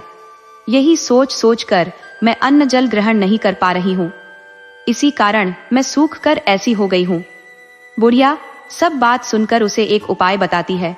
तो बेटी ऐसा करना, आज रात तुम सोना मत। उसके पीछे जाकर देखना कि वह कहाँ जाता है, क्या करता है। उसकी अच्छी तरह से पहरेदारी करना। पर मुझे नींद आ गई तो? तुम्हें नींद ना आए इसलिए एक काम करना, अपने बाएं हाथ की उंगली में एक जख्म करना, उस पर थोड़ी सी मिर्च छिड़कना। उससे तुम्हें बड़ी जलन होगी और उस पीड़ा से तुम्हें रात भर नींद नहीं आएगी। सत रानी बुढ़िया के कहे अनुसार करती है। उंगली की जलन से उसे बड़ी देर तक नींद नहीं आती, लेकिन बाद में वह सो जाती है। दूसरे दिन सुबह बुढ़िया फूल लेकर उसके महल में पहुंचती है और पूछती है, क्या हुआ बेटी, देख पाई क्या, पति कहाँ जाता है? रानी कहती है, नहीं अम्मा, पहले कुछ समय जलन के कारण मुझे नींद नहीं आई, पर कुछ देर पश्चात मैं सो गई। बुढ़िया कहती है, कोई बात नहीं, आज तुम उंगली पर पहले से थोड़ा बड़ा जख्म करना और ज्यादा मिर्च लगाना। तो रानी वैसे ही करती है, परंतु वह सिर्फ पति के बिस्तर से उठकर बाहर निकलते वक्त तक जाग पाई। वह उसके पीछे नहीं जा सकी, क्योंकि उसकी आंखें उस समय तक मूंद गई थी। दूसरे दिन सुबह बुढ़िया आती है तो उसने पूछने से पहले ही रानी रोकर कहती है, अम्मा, मैं आज भी उनकी पहरेदारी ठीक तरह नहीं कर पाई। बुढ़िया कहती है, रोना नहीं बेटी, सब कुछ ठीक हो जाएगा। तुम आज रात जख्म और बड़ा करना और उस पर ज्यादा मिर्च छिड़कना। और एक काम करना बेटी, वह जब जाने के लिए निकलता है तो उसका रास्ता रोकना। बुढ़िया ने जैसा बताया रानी वैसा ही करती है। आज रात उसे नींद नहीं आती। पति रात 12 बजे बिस्तर से उठकर जब महल से निकलने के लिए चलने लगता है तो वह बुढ़िया ने जैसे बताया वैसे ही करती है। दौड़कर जाकर पति का रास्ता रोकती है और कहती है, कहाँ जा रहे हो, किससे मिलने जा रहे हो, मुझे बताओ। राजपुत्र उसे समझाने की बहुत कोशिश करता है। देखो, अगर मैंने तुम्हें वह बताया तो मैं तुम्हें दोबारा नहीं मिल पाऊंगा। कोई बात नहीं, न मिल पाओ, लेकिन आप रात के समय कहाँ जाते हो यह मुझे पहले बता दीजिए। राजपुत्र निरुपाय हो जाता है। पत्नी की जिद के आगे उसकी एक नहीं चल पाती। ठीक उसी समय उसका 14वां साल खत्म होकर 15वां साल लगने वाला था। जो होता है वह हो जाने दो, वह सोचता है और कुछ चावल मंत्रों से सिद्ध करके पत्नी को देकर कहता है, इन चावलों के दानों को दोनों हाथों की मुट्ठी में पकड़ना। पहले दाएं हाथ में पकड़े चावल मेरे ऊपर फेंकना, मैं कौन हूं तुम्हें पता चल जाएगा। बाद में बाएं हाथ में पकड़े चावल मेरे ऊपर फेंकना, मैं जैसा था तुम्हें मिल जाऊंगा। लेकिन यदि तुम बाएं हाथ के चावल मेरे ऊपर फेंकना भूल गई तो मैं तुम्हें कभी नहीं मिल पाऊंगा। नहीं भूलूंगी, रानी बड़े आत्मविश्वास के साथ कहकर दाएं हाथ में पकड़े चावल पति के ऊपर फेंक देती है। तो राजपुत्र एकदम एक विशाल घोड़ा बन जाता है, एकदम उम्दा, सफेद, गर्दन पर लंबी अयाल। देखते देखते वह तेजी से दौड़ने लगता है। रानी उस घोड़े को एकदम भौचक्की होकर देखने लगती है और पति ने बाएं हाथ के चावल फेंकने की जो बात कही थी वह भूल जाती है। उसकी आंखों के सामने घोड़ा महल से बाहर निकलकर चला जाता है। घोड़ा जो महल से बाहर जाता है तो वापस नहीं आता। अब रानी को बड़ा पश्चाताप होता है। वह स्वयं को कोसने लगती है, लेकिन अब उसका कोई फायदा नहीं होने वाला था। राजपुत्र अब वापस नहीं आने वाला था। सुबह होते ही महाराजा महारानी को सब बात पता चलती है। उन्हें बहुत दुख होता है। वे बिस्तर पकड़ते हैं और राह देखते हैं कि एक दिन उनका बेटा वापस आ जाए। इस तरह 1 महीना गुजरता है, 2 महीने गुजरते हैं, 3 महीने गुजरते हैं, आखिर 6 महीने पूरे होते हैं। राजपुत्र का कोई अता पता नहीं लगता। प्रधान राजपुत्र को ढूंढने के लिए राज्य के गांव गांव सिपाही भेजता है, लेकिन उन्हें कोई सफलता नहीं मिलती। इधर रानी अपनी हठ के कारण पति गायब हो गया, ये सोचकर स्वयं को मन ही मन कोसती है और प्रण लेती है कि कुछ भी करके पति को ढूंढ लाएगी और उसे वापस घर लेकर आएगी। एक दिन वह सुबह उठकर सास ससुर के महल में जाती है और कहती है कि मैं अपने पति की खोज में जा रही हूँ। महाराजा महारानी को और क्या चाहिए था, कुछ भी करके उनका बेटा उन्हें वापस मिलना चाहिए था। वे बहू को जाने की अनुमति देकर कहने लगे, बेटी तुम्हें जो चाहे वह करो, जहाँ जाना है वहाँ जाओ, लेकिन हमारे बेटे को वापस लेकर आओ, भगवान तुम्हें कामयाबी दे। अब रानी क्या करती है कि अपना शाही वेश बदलकर एक सेठानी बन जाती है। कुछ दास दासियों को, कुछ नौकरों को साथ में लिया, कुछ सामान साथ लिया और राज्य की सीमा पर जाकर वहां एक भोजनालय खोल दिया। वहां आने वाले सब यात्रियों को खाना मुफ्त में देने लगी। मात्र एक शर्त रखी कि खाने वाले को उसकी देखी कोई अजीब चीज उसकी मालकिन को यानी राजकन्या को बतानी पड़ेगी। तो वहां आने वाला हर नागरिक अपनी तरफ से मैंने यह देखा, मैंने वह देखा कहकर वहां से मुफ्त खाना खाकर जाता था। परंतु रानी को जो बात चाहिए थी वह अब तक मिली नहीं थी। ऐसे ही कुछ दिन बीत गए तो इधर क्या होता है कि रानी के महल फूल लेकर जाने वाली बुढ़िया के एक बेटा और बहू थे। उनका एक छोटा बेटा था, यानी बुढ़िया का एक पोता था। तो बेटा और बहू सुबह काम के लिए निकलते थे तो पोते को संभालने की जिम्मेदारी बुढ़िया पर रहती थी। बुढ़िया दिन भर पोते को संभालती थी। एक दिन होता है क्या है कि बुढ़िया को पान खाने की आदत थी, तो पान लगाने के लिए चूना चाहिए था। वह उसे तैयार करने के लिए सीपियां लेकर आई। इन सीपियों भूनने के लिए गोबर के कंडे चाहिए थे। कंडे इकट्ठा करने के लिए वह बांस की टोकरी लेकर चरवाहे के मैदान में गई। वहां बहुत सारे कंडे थे। उन्हें जमा करते करते उसे घर आने में अंधेरा हो गया। इस ओर शाम होते ही काम से वापस बेटा बहू घर पहुंचे तो देखा कि बच्चा घर पर अकेला है और रो रहा है। वे दोनों गुस्से से लाल पीले हो गए। इतने में बुढ़िया घर आ पहुंची। बेटा ने पूछा, पोते को घर अकेला छोड़कर कहाँ गई थी? बुढ़िया बताने लगी कि मैं गोबर के कंडे इकट्ठे करने गई थी। इस पर बेटा बोला, दोबारा बच्चे को अकेला घर पर छोड़कर यदि कहीं गई तो मैं तुम्हें बहुत पीटूंगा। बुढ़िया कहने लगी, नहीं बेटा, फिर कभी ऐसा नहीं करूंगी।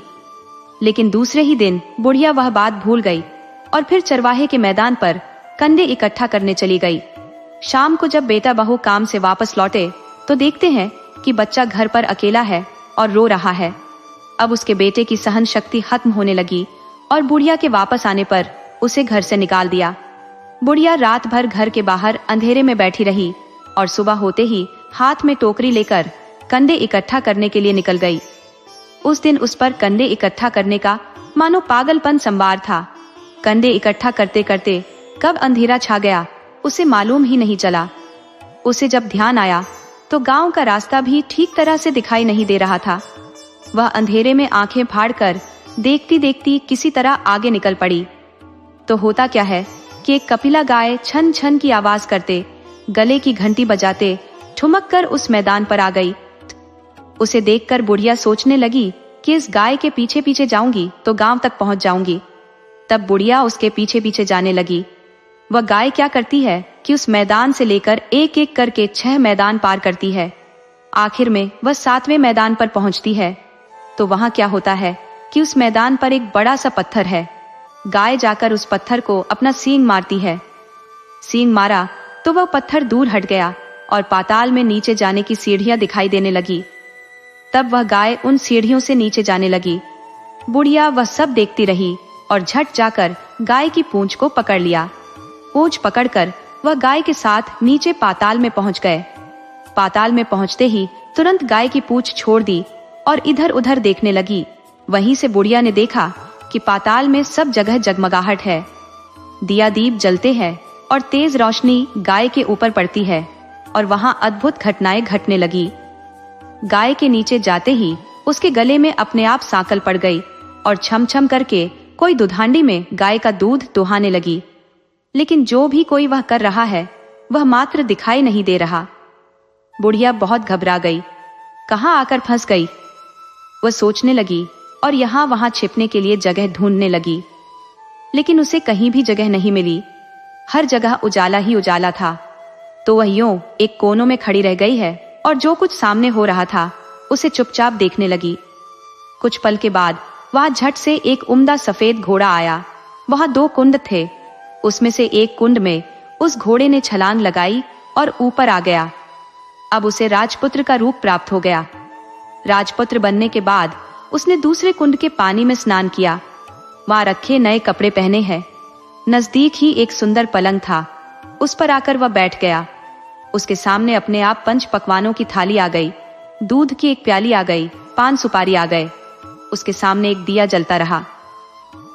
राजपुत्र ने खाना खाया, दूध पिया, पान सुपारी खाया और बिस्तर पर लेट जाने से पहले सूर्यदेव का स्मरण करके सामने जलते दिए से पूछा, दिए दिए दीपंकर, मेरे माता पिता क्या कर रहे हैं?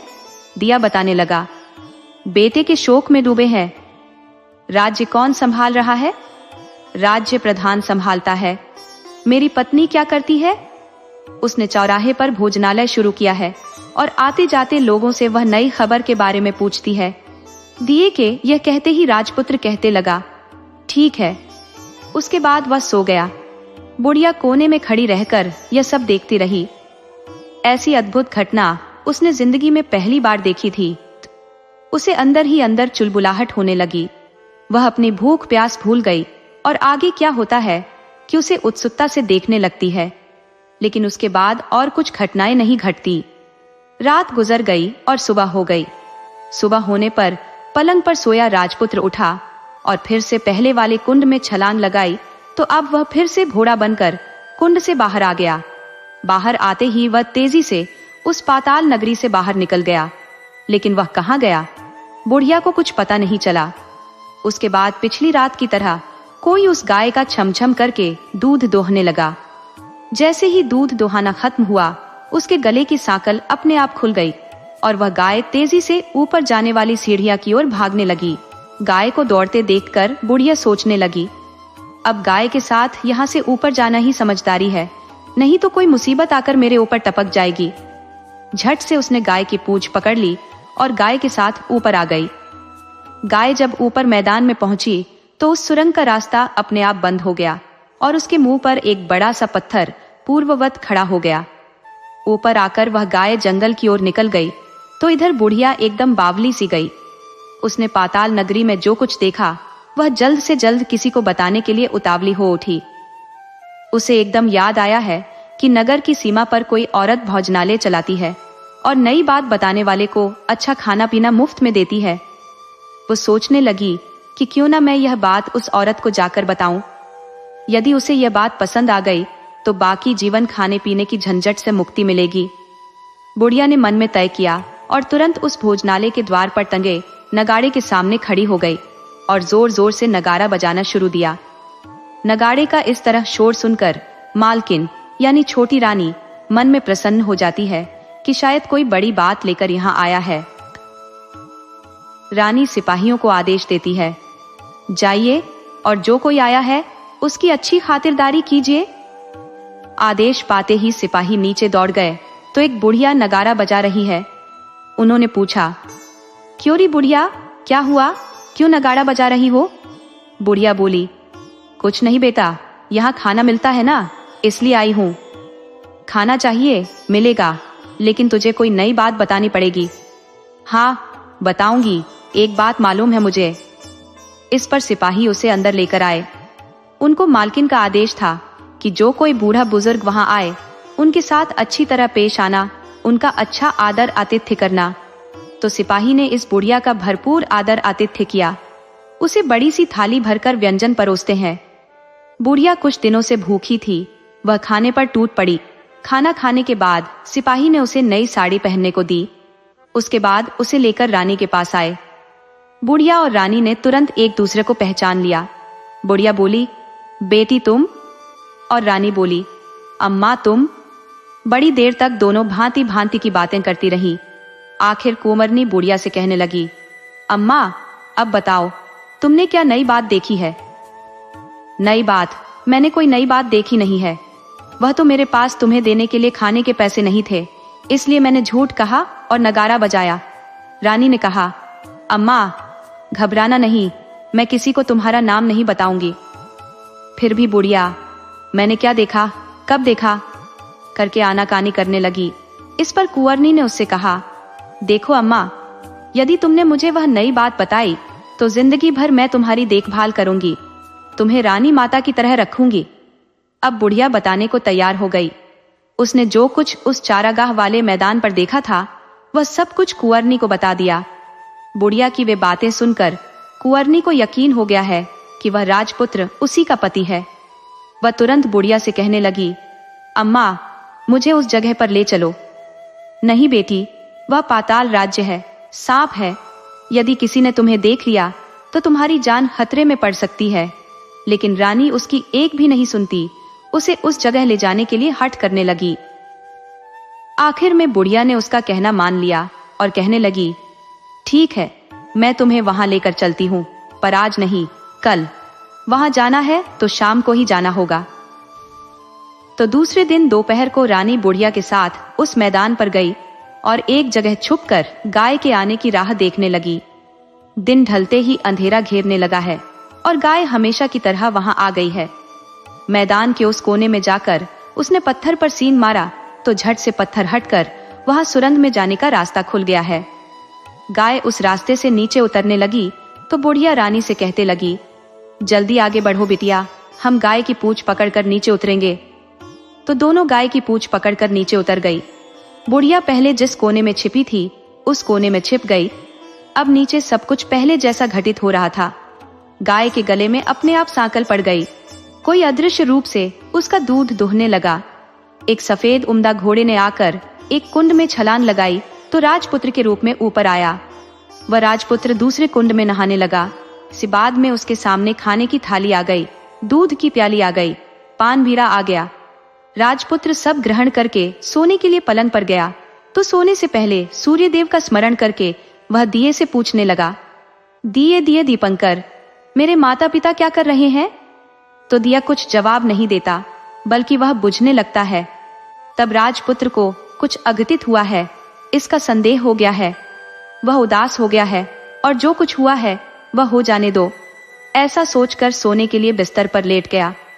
अब रानी का संयम छूट गया। वह दौड़कर पति के पास गई और उसके पैर पकड़ने के लिए आगे बढ़ने लगा। राजपुत्र तुरंत ही पत्नी को पहचान गया। वह झट से पीछे हट गया और चिल्लाने लगा, नहीं नहीं, मुझे मत छूना, सर्वनाश हो जाएगा। रानी दोनों हाथ जोड़कर पति से अपनी भूल स्वीकार करने लगी। स्वामी, मुझसे भूल हो गई।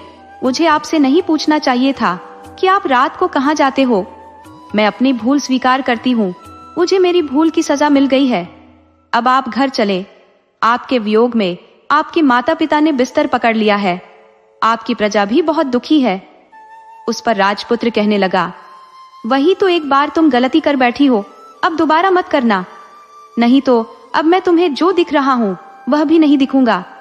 रानी अब विलाप करने लगी, जोर जोर से जमीन पर सिर पटकने लगी। राजपुत्र के मन में उसके प्रति दया उत्पन्न हो गई। वह उससे कहने लगा, यदि तुम मुझे पाना चाहता हो तो तुम्हें एक काम करना होगा। काम कठिन है, लेकिन वह तुम्हें अकेले करना होगा। कहो स्वामी, कितना भी कठिन काम हो मैं वह पूर्ण करूंगी, रानी कहने लगी। इस पर राजपुत्र ने उसे बताया, इस पाताल से ऊपर जाते ही तुम्हें एक घना जंगल नजर आएगा। ऐसे 6 जंगल पार करने के पश्चात 7वां जंगल मिलेगा। वह जंगल सबसे घना है। उस जंगल में बीचों बीच एक पीपल का पेड़ है। उसके आसपास की जगह पत्ते, फंदे, जटाएं, कांटे इत्यादि से ढक चुकी है। वहां बाघ, शेर, भालू, सांप सभी धमा चौकड़ी बैठती है। तुम्हें उन सब को भगाकर वह जगह साफ करनी है। उसकी गोबर से लिताई करके पवित्र बनाना है, रंगोली से सजाना है। उसके बाद वहां धूप, कपूर, अगरबत्ती जलानी है। फूल कुमकुम से पेड़ की तने की पूजा करनी है। दूध दही से बने चावल का भोग चढ़ाना है। ये सब तुम्हें दोपहर को 12 बजने के पहले करना है। 12 बजने के समय तुम्हें उस जगह पर बैठकर सूर्य भगवान का ध्यान करना है। ठीक 12 बजे सूर्य भगवान का रथ वहां उतरेगा। वे वह सब देखकर खुश हो जाएंगे और कहेंगे, जिस किसी ने यह सब किया है उसे मैं मनचाहा फल दूंगा। तो तुम सामने जाकर उसके रथ का दाहिना घोड़ा मांगना, मैं तुम्हें मिल जाऊंगा। इतनी बात कहकर राजपुत्र अपने पलंग पर सो गया और छोटी रानी भोर होने की राह देखने लगी। भोर होते ही वह बुढ़िया के साथ गाय की पूंछ पकड़कर ऊपर आ गई। ऊपर आने के बाद वह बुढ़िया से कहने लगी, अम्मा, अब मैं अकेले ही आगे जाऊंगी, तुम भोजनालय वापस जाओ। वह जंगल में जाकर राजपुत्र की बताई जगह ढूंढने लगी और स्वयं आरी से वह जगह साफ कर दी। बाद में राजपुत्र ने जैसे बताया वैसी लिपाई पोताई करके वापस आ गई। दूसरे दिन पाँव फटने से पहले उठी और जंगल में उस जगह पहुंची। वहां जाकर इत्र गुलाब का पानी छिड़क कर वह जगह सुगंधित की, धूप अगरबत्ती जलाकर उसे पवित्र किया और पूजा की सब सामग्री वहां तैयार रखकर सूर्य भगवान का ध्यान करने बैठ गई। जैसा कि पति ने बताया था, दोपहर को ठीक 12 बजे सूर्य भगवान का रथ उस पीपल के पेड़ पर आकर रुका है। सूर्य भगवान ने जब रथ से नीचे देखा तो सुगंधित वातावरण देखकर वह बहुत प्रसन्न हो गए। फिर वे बोले, जिसने भी यह कार्य किया है वह यहाँ आए और मुझसे जो चाहे मांग ले, मैं उसे अवश्य दूंगा। जैसे ही रानी ने ये वचन सुने, वह फौरन दौड़कर सूर्यदेव के समक्ष जा पहुंची। उन्हें साष्टांग प्रणाम करते हुए बोली, भगवान, ये काम मैंने ही किया है, ये जगह मैंने ही साफ की है।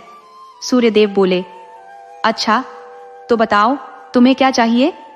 रानी ने थोड़ा हिचकिचाते हुए कहा, भगवान, मुझे आपके रथ का दाहिना घोड़ा चाहिए। ये सुनकर सूर्यदेव चौंक गए और बोले, नहीं, ये संभव नहीं है। मेरे रथ में 12 घोड़े हैं। तुम चाहो तो किसी और घोड़े की मांग कर सकती हो, लेकिन यह दाहिना घोड़ा नहीं। रानी अड़ी रही और विनम्रता से आग्रह करती रही, भगवान, मुझे तो बस यही घोड़ा चाहिए। यदि आप इसे नहीं देंगे तो मैं आपके चरणों में प्राण त्याग दूंगी। सूर्यदेव धर्म संकट में फंस गए। उन्होंने वचन दे रखा था और अब उसे तोड़ भी नहीं सकते थे। आखिरकार सूर्यदेव ने गहरी सांस लेकर कहा, ठीक है, तुम्हें घोड़ा दिया, लेकिन ध्यान रखना, ये घोड़ा तुम्हें यहाँ नहीं मिलेगा, इसे पाताल लोक से लाना होगा। रानी ने आत्मविश्वास से कहा, भगवान, पाताल क्या, मैं इसे लाने के लिए कहीं भी जा सकती हूँ।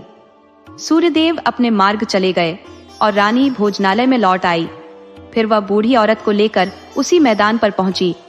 जैसे ही शाम ढली, वह गाय वहां आई और अपने सींगों से सुरंग के पत्थर को हटा दिया।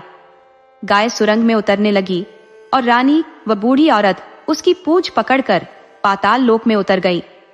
पाताल में वही घटनाएं पुनः घटित होने लगी।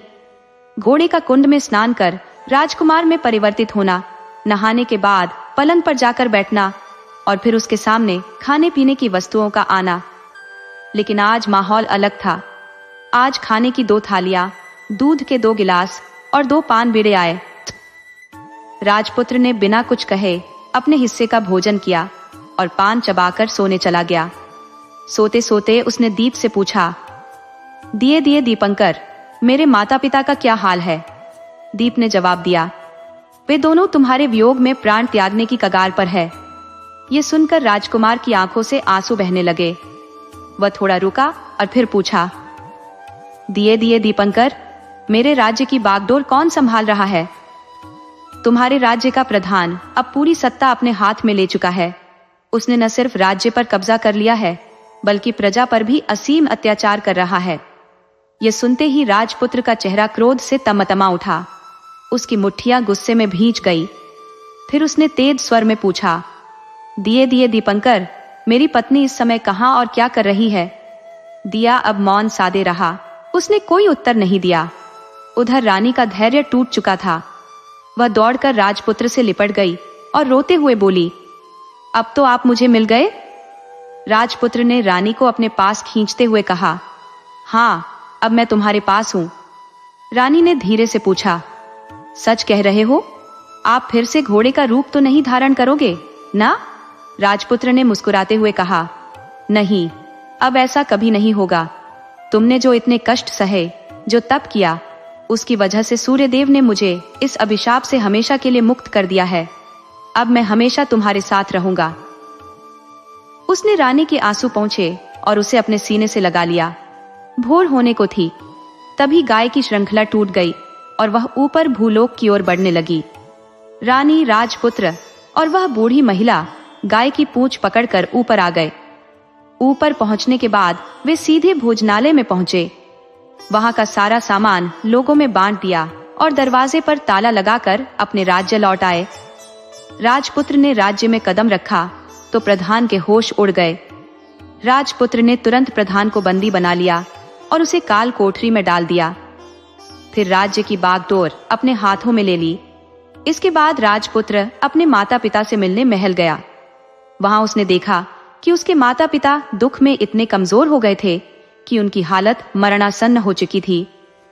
जैसे ही पुत्र ने उन्हें छुआ, उनकी आंखों से आंसू बहने लगे। वे उसे गले लगाकर रो पड़े। पुत्र को देखकर उनके शरीर में नई ऊर्जा आ गई। वे बिस्तर से उठकर बैठने लगे। धीरे धीरे उनकी सेहत में सुधार होने लगा। उन्होंने पुत्र को आशीर्वाद दिया और उसे फिर से अपने पास पाकर खुश हो गए। राजपुत्र के लौटने की खबर पूरे राज्य में फैल गई। प्रजा खुशी से झूम उठी। लोग महल के सामने इकट्ठा हो गए। राजपुत्र ने प्रजाजनों को दर्शन दिए और वचन दिया कि अब से उन्हें कभी कोई दुख नहीं होगा। इसके बाद राजा ने अपने पुत्र का राज्याभिषेक किया, उसे सिंहासन पर बैठाया और उसकी पत्नी को महारानी का दर्जा दिया। राजा और रानी ने स्वयं को धर्म, कर्म और ईश्वर स्मरण में लगा दिया। राजपुत्र ने राज्य को कुशलता से संभाला। अपनी पत्नी के साथ उसने सुख शांति से जीवन व्यतीत किया। रानी ने उस बूढ़ी महिला को अपने पास रख लिया, उसकी देखभाल पूरी आत्मीयता से की और उसके बुढ़ापे के दिन सुखमय गुजरे। दोस्तों, आपको कहानी कैसी लगी? अपने सुझाव कमेंट करना न भूले। तो चलिए आज की अगली कहानी शुरू करते हैं।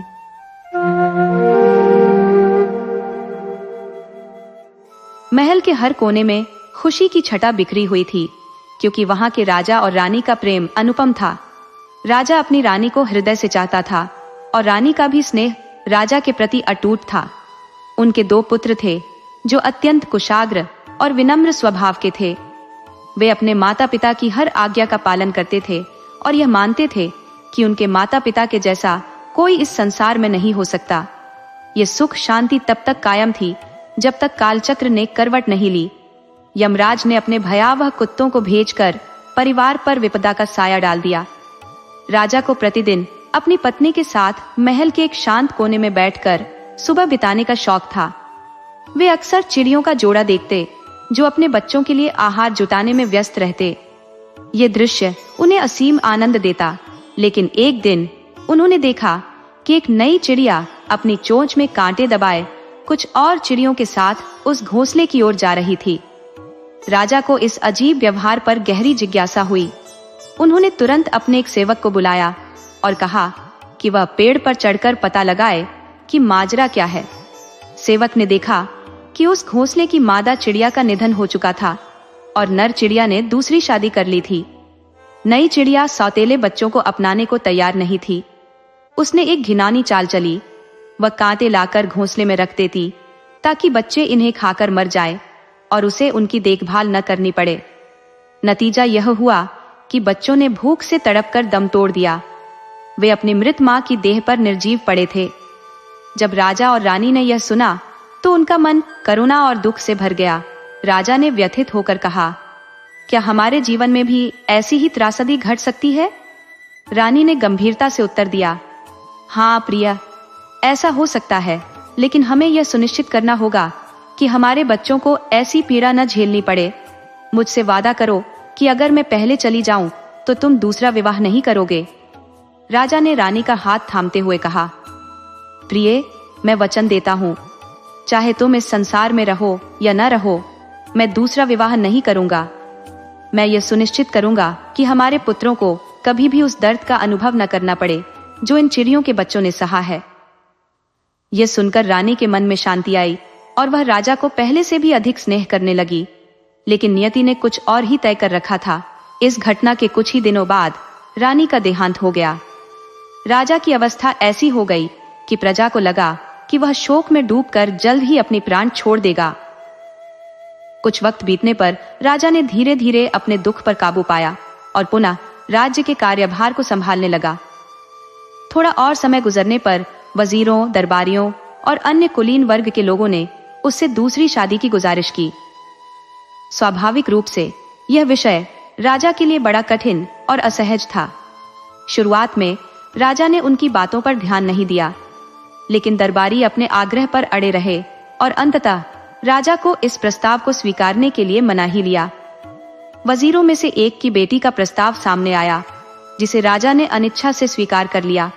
जल्दी ही विवाह संपन्न हुआ। वास्तविक कष्ट अब शुरू होने वाले थे। जैसे अनुमान लगाया जा सकता था, नई रानी राजकुमारों से जलने लगी उसने उनके विरुद्ध षड्यंत्र रचने की योजना बनानी शुरू कर दी। राजकुमारों ने हर संभव प्रयास किया कि रानी की इच्छाओं के अनुरूप आचरण करे और उसे प्रसन्न रखे। वे कभी भी उसकी आज्ञा का उल्लंघन करने का साहस नहीं कर सके, लेकिन उनकी ये कोशिशें बेकार गईं। रानी के मन में दोनों राजकुमारों के लिए इतनी घृणा थी कि वह दिन रात इस बात की कल्पना करती थी कि कैसे उन्हें राज्य से बाहर निकाल फेंका जाए और उनका सर्वनाश किया जाए। रानी ने तब तक प्रतीक्षा की जब तक उसे यह यकीन नहीं हो गया कि राजा उस पर अत्यधिक स्नेह करता है और उसकी हर बात मानने को तैयार है।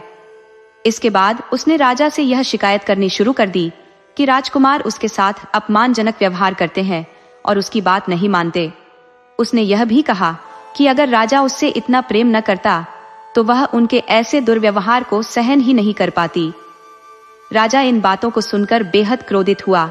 उसने तुरंत अपने सिपाहियों को आदेश दिया कि वे दोनों राजकुमारों को चोरी छिपे जंगल में ले जाकर मार डाले। राजकुमार, जो हमेशा पिता की आज्ञा का पालन करते थे, खुशी खुशी सिपाहियों के साथ चल दिए। उन्हें यह एहसास तक नहीं था कि उनके साथ क्या होने वाला है। उन्होंने सोचा कि शायद उनके पिता ने उन्हें जंगल में घूमने भेजा है। जंगल में एक स्थान पर पहुंचते ही सिपाहियों ने अपनी तलवारें निकाल ली और राजकुमारों को मारने की तैयारी कर ली। यह देख दोनों राजकुमार आश्चर्यचकित रह गए। उन्हें बिल्कुल समझ नहीं आया कि वे क्या करें। उन्होंने घबराकर पुकारा, हे भगवान, हमारी सहायता करो। ईश्वर ने उनकी पुकार सुनी। सिपाहियों की लोहे की तलवारें लकड़ी की तलवारों में बदल गई और उनके कठोर हृदय में करुणा जाग उठी। उन सिपाहियों ने बच्चों को नहीं मारा, बल्कि उन्होंने उन्हें छोड़ दिया और उनके जीवन की रक्षा की। उनके प्रति भगवान को उसकी दया के लिए धन्यवाद देते हुए दोनों राजकुमार अपने अपने घोड़ों पर सवार होकर वहां से जितनी तेजी से भाग सकते थे भाग लिए। कुछ देर बाद वे एक साफ पानी की नदी के पास आए तो उन्होंने सोचा कि वे वहां पर खाना खा ले और आराम कर ले। उन्होंने यह भी निश्चय किया कि वे दोनों एक साथ नहीं सोएंगे। कहीं ऐसा न हो कि कोई डाकू आ जाए या फिर कोई जंगली जानवर आ जाए और उनको और उनके घोड़ों को खा जाए। इस प्लान के साथ बड़ा भाई पहले सो गया और छोटा भाई जागकर पहरा देने लगा। जब वह पहरा दे रहा था तो दो चिड़ियां सूरा ब्रोर और बूढ़ा ब्रोर वहां आई और पास के एक पेड़ पर आकर बैठकर बातें करने लगी। सूरा ब्रोर बोला, देखो, उस पेड़ पर जिसकी डाल उस नदी तक जा रही है, दो गाने वाली चिड़िया बैठी है। क्या तुम्हें पता है कि वे कौन सी चिड़िया हैं? बूढ़ा ब्रोर बोला, हाँ, वे तो बहुत ही बढ़िया चिड़िया हैं। मैंने उनको यह कहते सुना है कि जो कोई भी उनमें से एक का मांस खाएगा वह राजा बन जाएगा और जो दूसरे का मांस खाएगा वह वजीर बन जाएगा। वह सबसे ज्यादा अमीर आदमी होगा और वह हर सुबह जहां भी लेटेगा वहां अपने नीचे की जगह पर इतने कीमती 7 जवाहरात पाएगा जिसकी लोग कीमत नहीं आंक पाएंगे। यह सुनकर छोटा भाई तो बहुत उत्सुक हो गया। उसने तुरंत ही उन दोनों को एक तीर मारा और मार दिया। फिर उसने दोनों चिड़ियों को पकाया। एक चिड़िया उसने खुद खाई और दूसरी चिड़िया भाई के लिए छोड़ दी। भाई जब सोकर उठा तो उसने छोटे भाई की वह छोड़ी हुई चिड़िया खा ली। अगली सुबह दोनों भाई फिर अपनी यात्रा पर चल दिए। रास्ते में छोटे भाई को अचानक याद आया कि उसका चाबुक तो वहीं रह गया। वह अपने इस चाबुक को बहुत पसंद करता था, सो वह उसे लेने के लिए वापस दौड़ गया। चाबुक उसको नदी के किनारे दिखाई दे गया। वह उसको उठाने के लिए अपने घोड़े से उतरने ही वाला था कि एक बहुत बड़ा ड्रैगन पानी में से बाहर निकल आया और उसने उसके पैर में काट लिया और वह बेहोश होकर जमीन पर गिर पड़ा। इस हालत में वह बेचारा कई घंटे पड़ा रहा। बड़ा भाई जब उसका इंतजार करते करते थक गया तो वह आगे चल दिया कि उसका छोटा भाई शाम तक उसको पकड़ लेगा। आगे चलकर वह एक शहर में पहुंचा तो वहां जाकर उसको पता चला कि वहां के राजा की अभी अभी मौत होकर चुकी है और वहां की जनता उसके वारिस की खोज में है। ऐसा लगता था कि वहां का यह रिवाज था कि जब वहां का राजा मर जाता था तो एक हाथी को राजा चुनने के लिए भेजा जाता था। जिस किसी को भी वह हाथी चुन लेता था वहां के लोग उसी को अपना राजा मान लेते थे, चाहे वह कोई अमीर हो या गरीब, पढ़ा लिखा हो या गंवार, अपने देश और भाषा का हो या फिर किसी दूसरे देश या भाषा का। जब बड़ा राजकुमार वहां आया तो राजा को चुनने वाला यह हाथी वहीं चक्कर काट रहा था। जैसे ही उसने राजकुमार को देखा तो तुरंत ही उसको सिर झुकाया। सो लोग उस राजकुमार को शहर के अंदर ले गए और उसको राजगद्दी पर बिठाकर राजा घोषित कर दिया गया।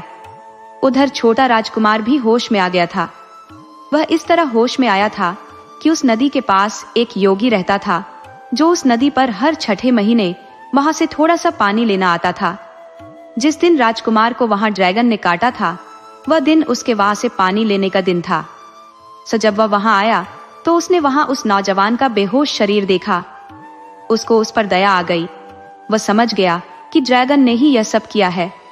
सो उसने जादू के कुछ शब्द पढ़े, जिन्होंने नदी का पानी सुखा दिया और ड्रैगन नदी में से बाहर निकल आया। ड्रैगन ने बाहर निकलकर पूछा, तुमने यह नदी खाली क्यों की? योगी ने जवाब दिया, क्योंकि तुमने इस नौजवान को काटा। तुमने ऐसा क्यों किया? ड्रैगन बोला, ओ योगी, 2 चिड़ियां थी जो अक्सर यहाँ आया करती थी और अपने गीतों से यहाँ की हवा को भर दिया करती थी।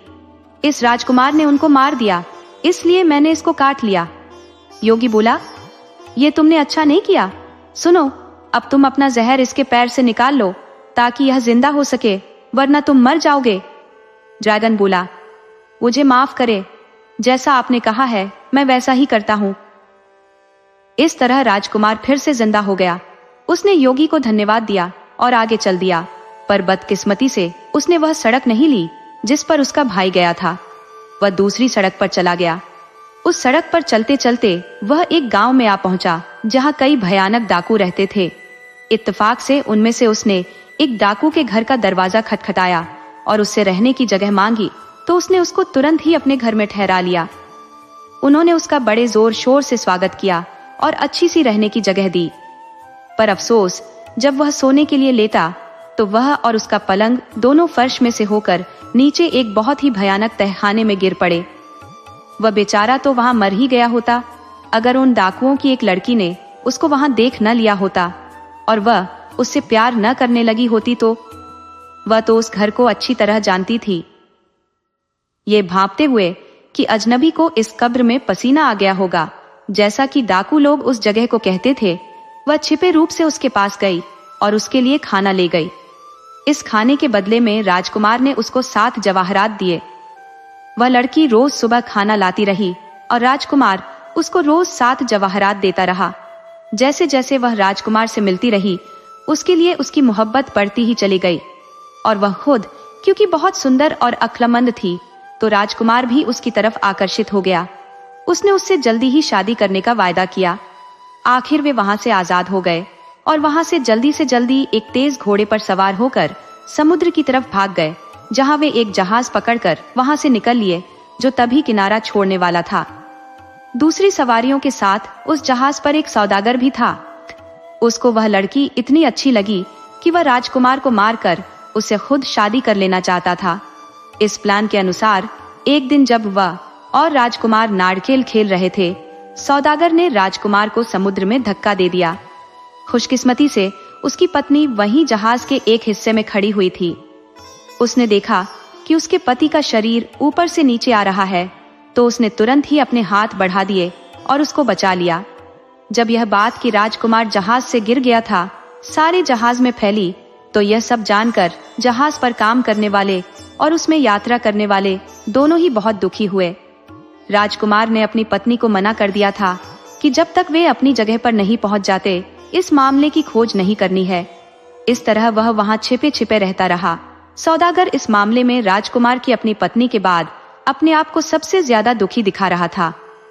खैर, फिर वह सौदागर जल्दी ही ठीक हो गया और उसने राजकुमार की पत्नी की तरफ ध्यान देना शुरू कर दिया और उससे अपने साथ शादी करने के लिए कहा।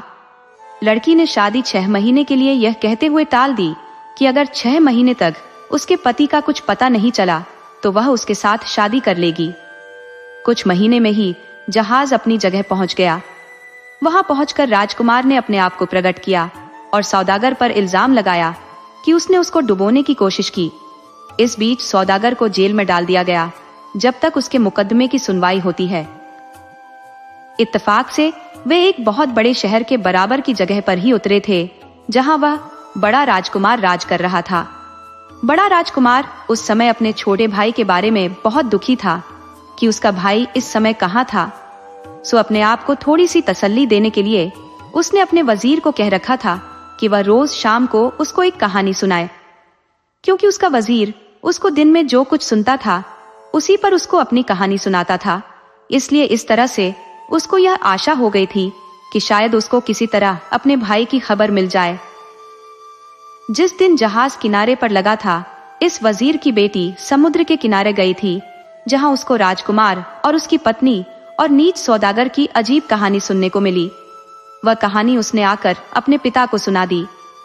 अगली शाम को वजीर ने वह कहानी राजा को सुना दी। राजा को यह कहानी सुनकर बहुत उत्सुकता हो गई, तो उसने अपने वजीर से कहा, राजकुमार और उसकी पत्नी कहाँ है? उनको तुरंत ही हमारे सामने पेश किया जाए। मुझे लगता है कि मुझे अपना इतने दिनों का खोया हुआ भाई मिल गया है। राजकुमार और उसकी पत्नी को तुरंत बुलवाया गया। तुम लोग सोच सकते हो कि दोनों भाई इतने दिनों के बाद मिलकर कितने खुश हुए होंगे। वे दोनों आपस में गले मिलकर बहुत रोए। छोटे राजकुमार को उस देश का वजीर बना दिया गया और सौदागर को फांसी लगा दी गई। कुछ साल बाद उनके पिता के कुछ दूत उस देश में आए और उन्होंने बताया कि राजा उन लोगों को देखना चाहता था। जब उसको अपनी नीच पत्नी की नीच हरकत का पता चला तो उसने उसको मार दिया। यह सुनकर दोनों भाई अपने पिता से मिलने तुरंत ही चल दिए। वे लोग वहां सुरक्षित पहुंच गए और जाकर अपने पिता से मिले। अब दोनों आपस में मिलकर बैठे। कुछ समय बाद ही राजा मर गया। बड़ा राजकुमार उसके वारिस की हैसियत से उस देश का राजा बन गया और छोटा राजकुमार उस देश का राजा बन गया जहां उसका बड़ा भाई राज कर रहा था। दोनों राजकुमार बहुत फले फूले और अपनी होशियारी, न्याय और दया के लिए मशहूर हुए।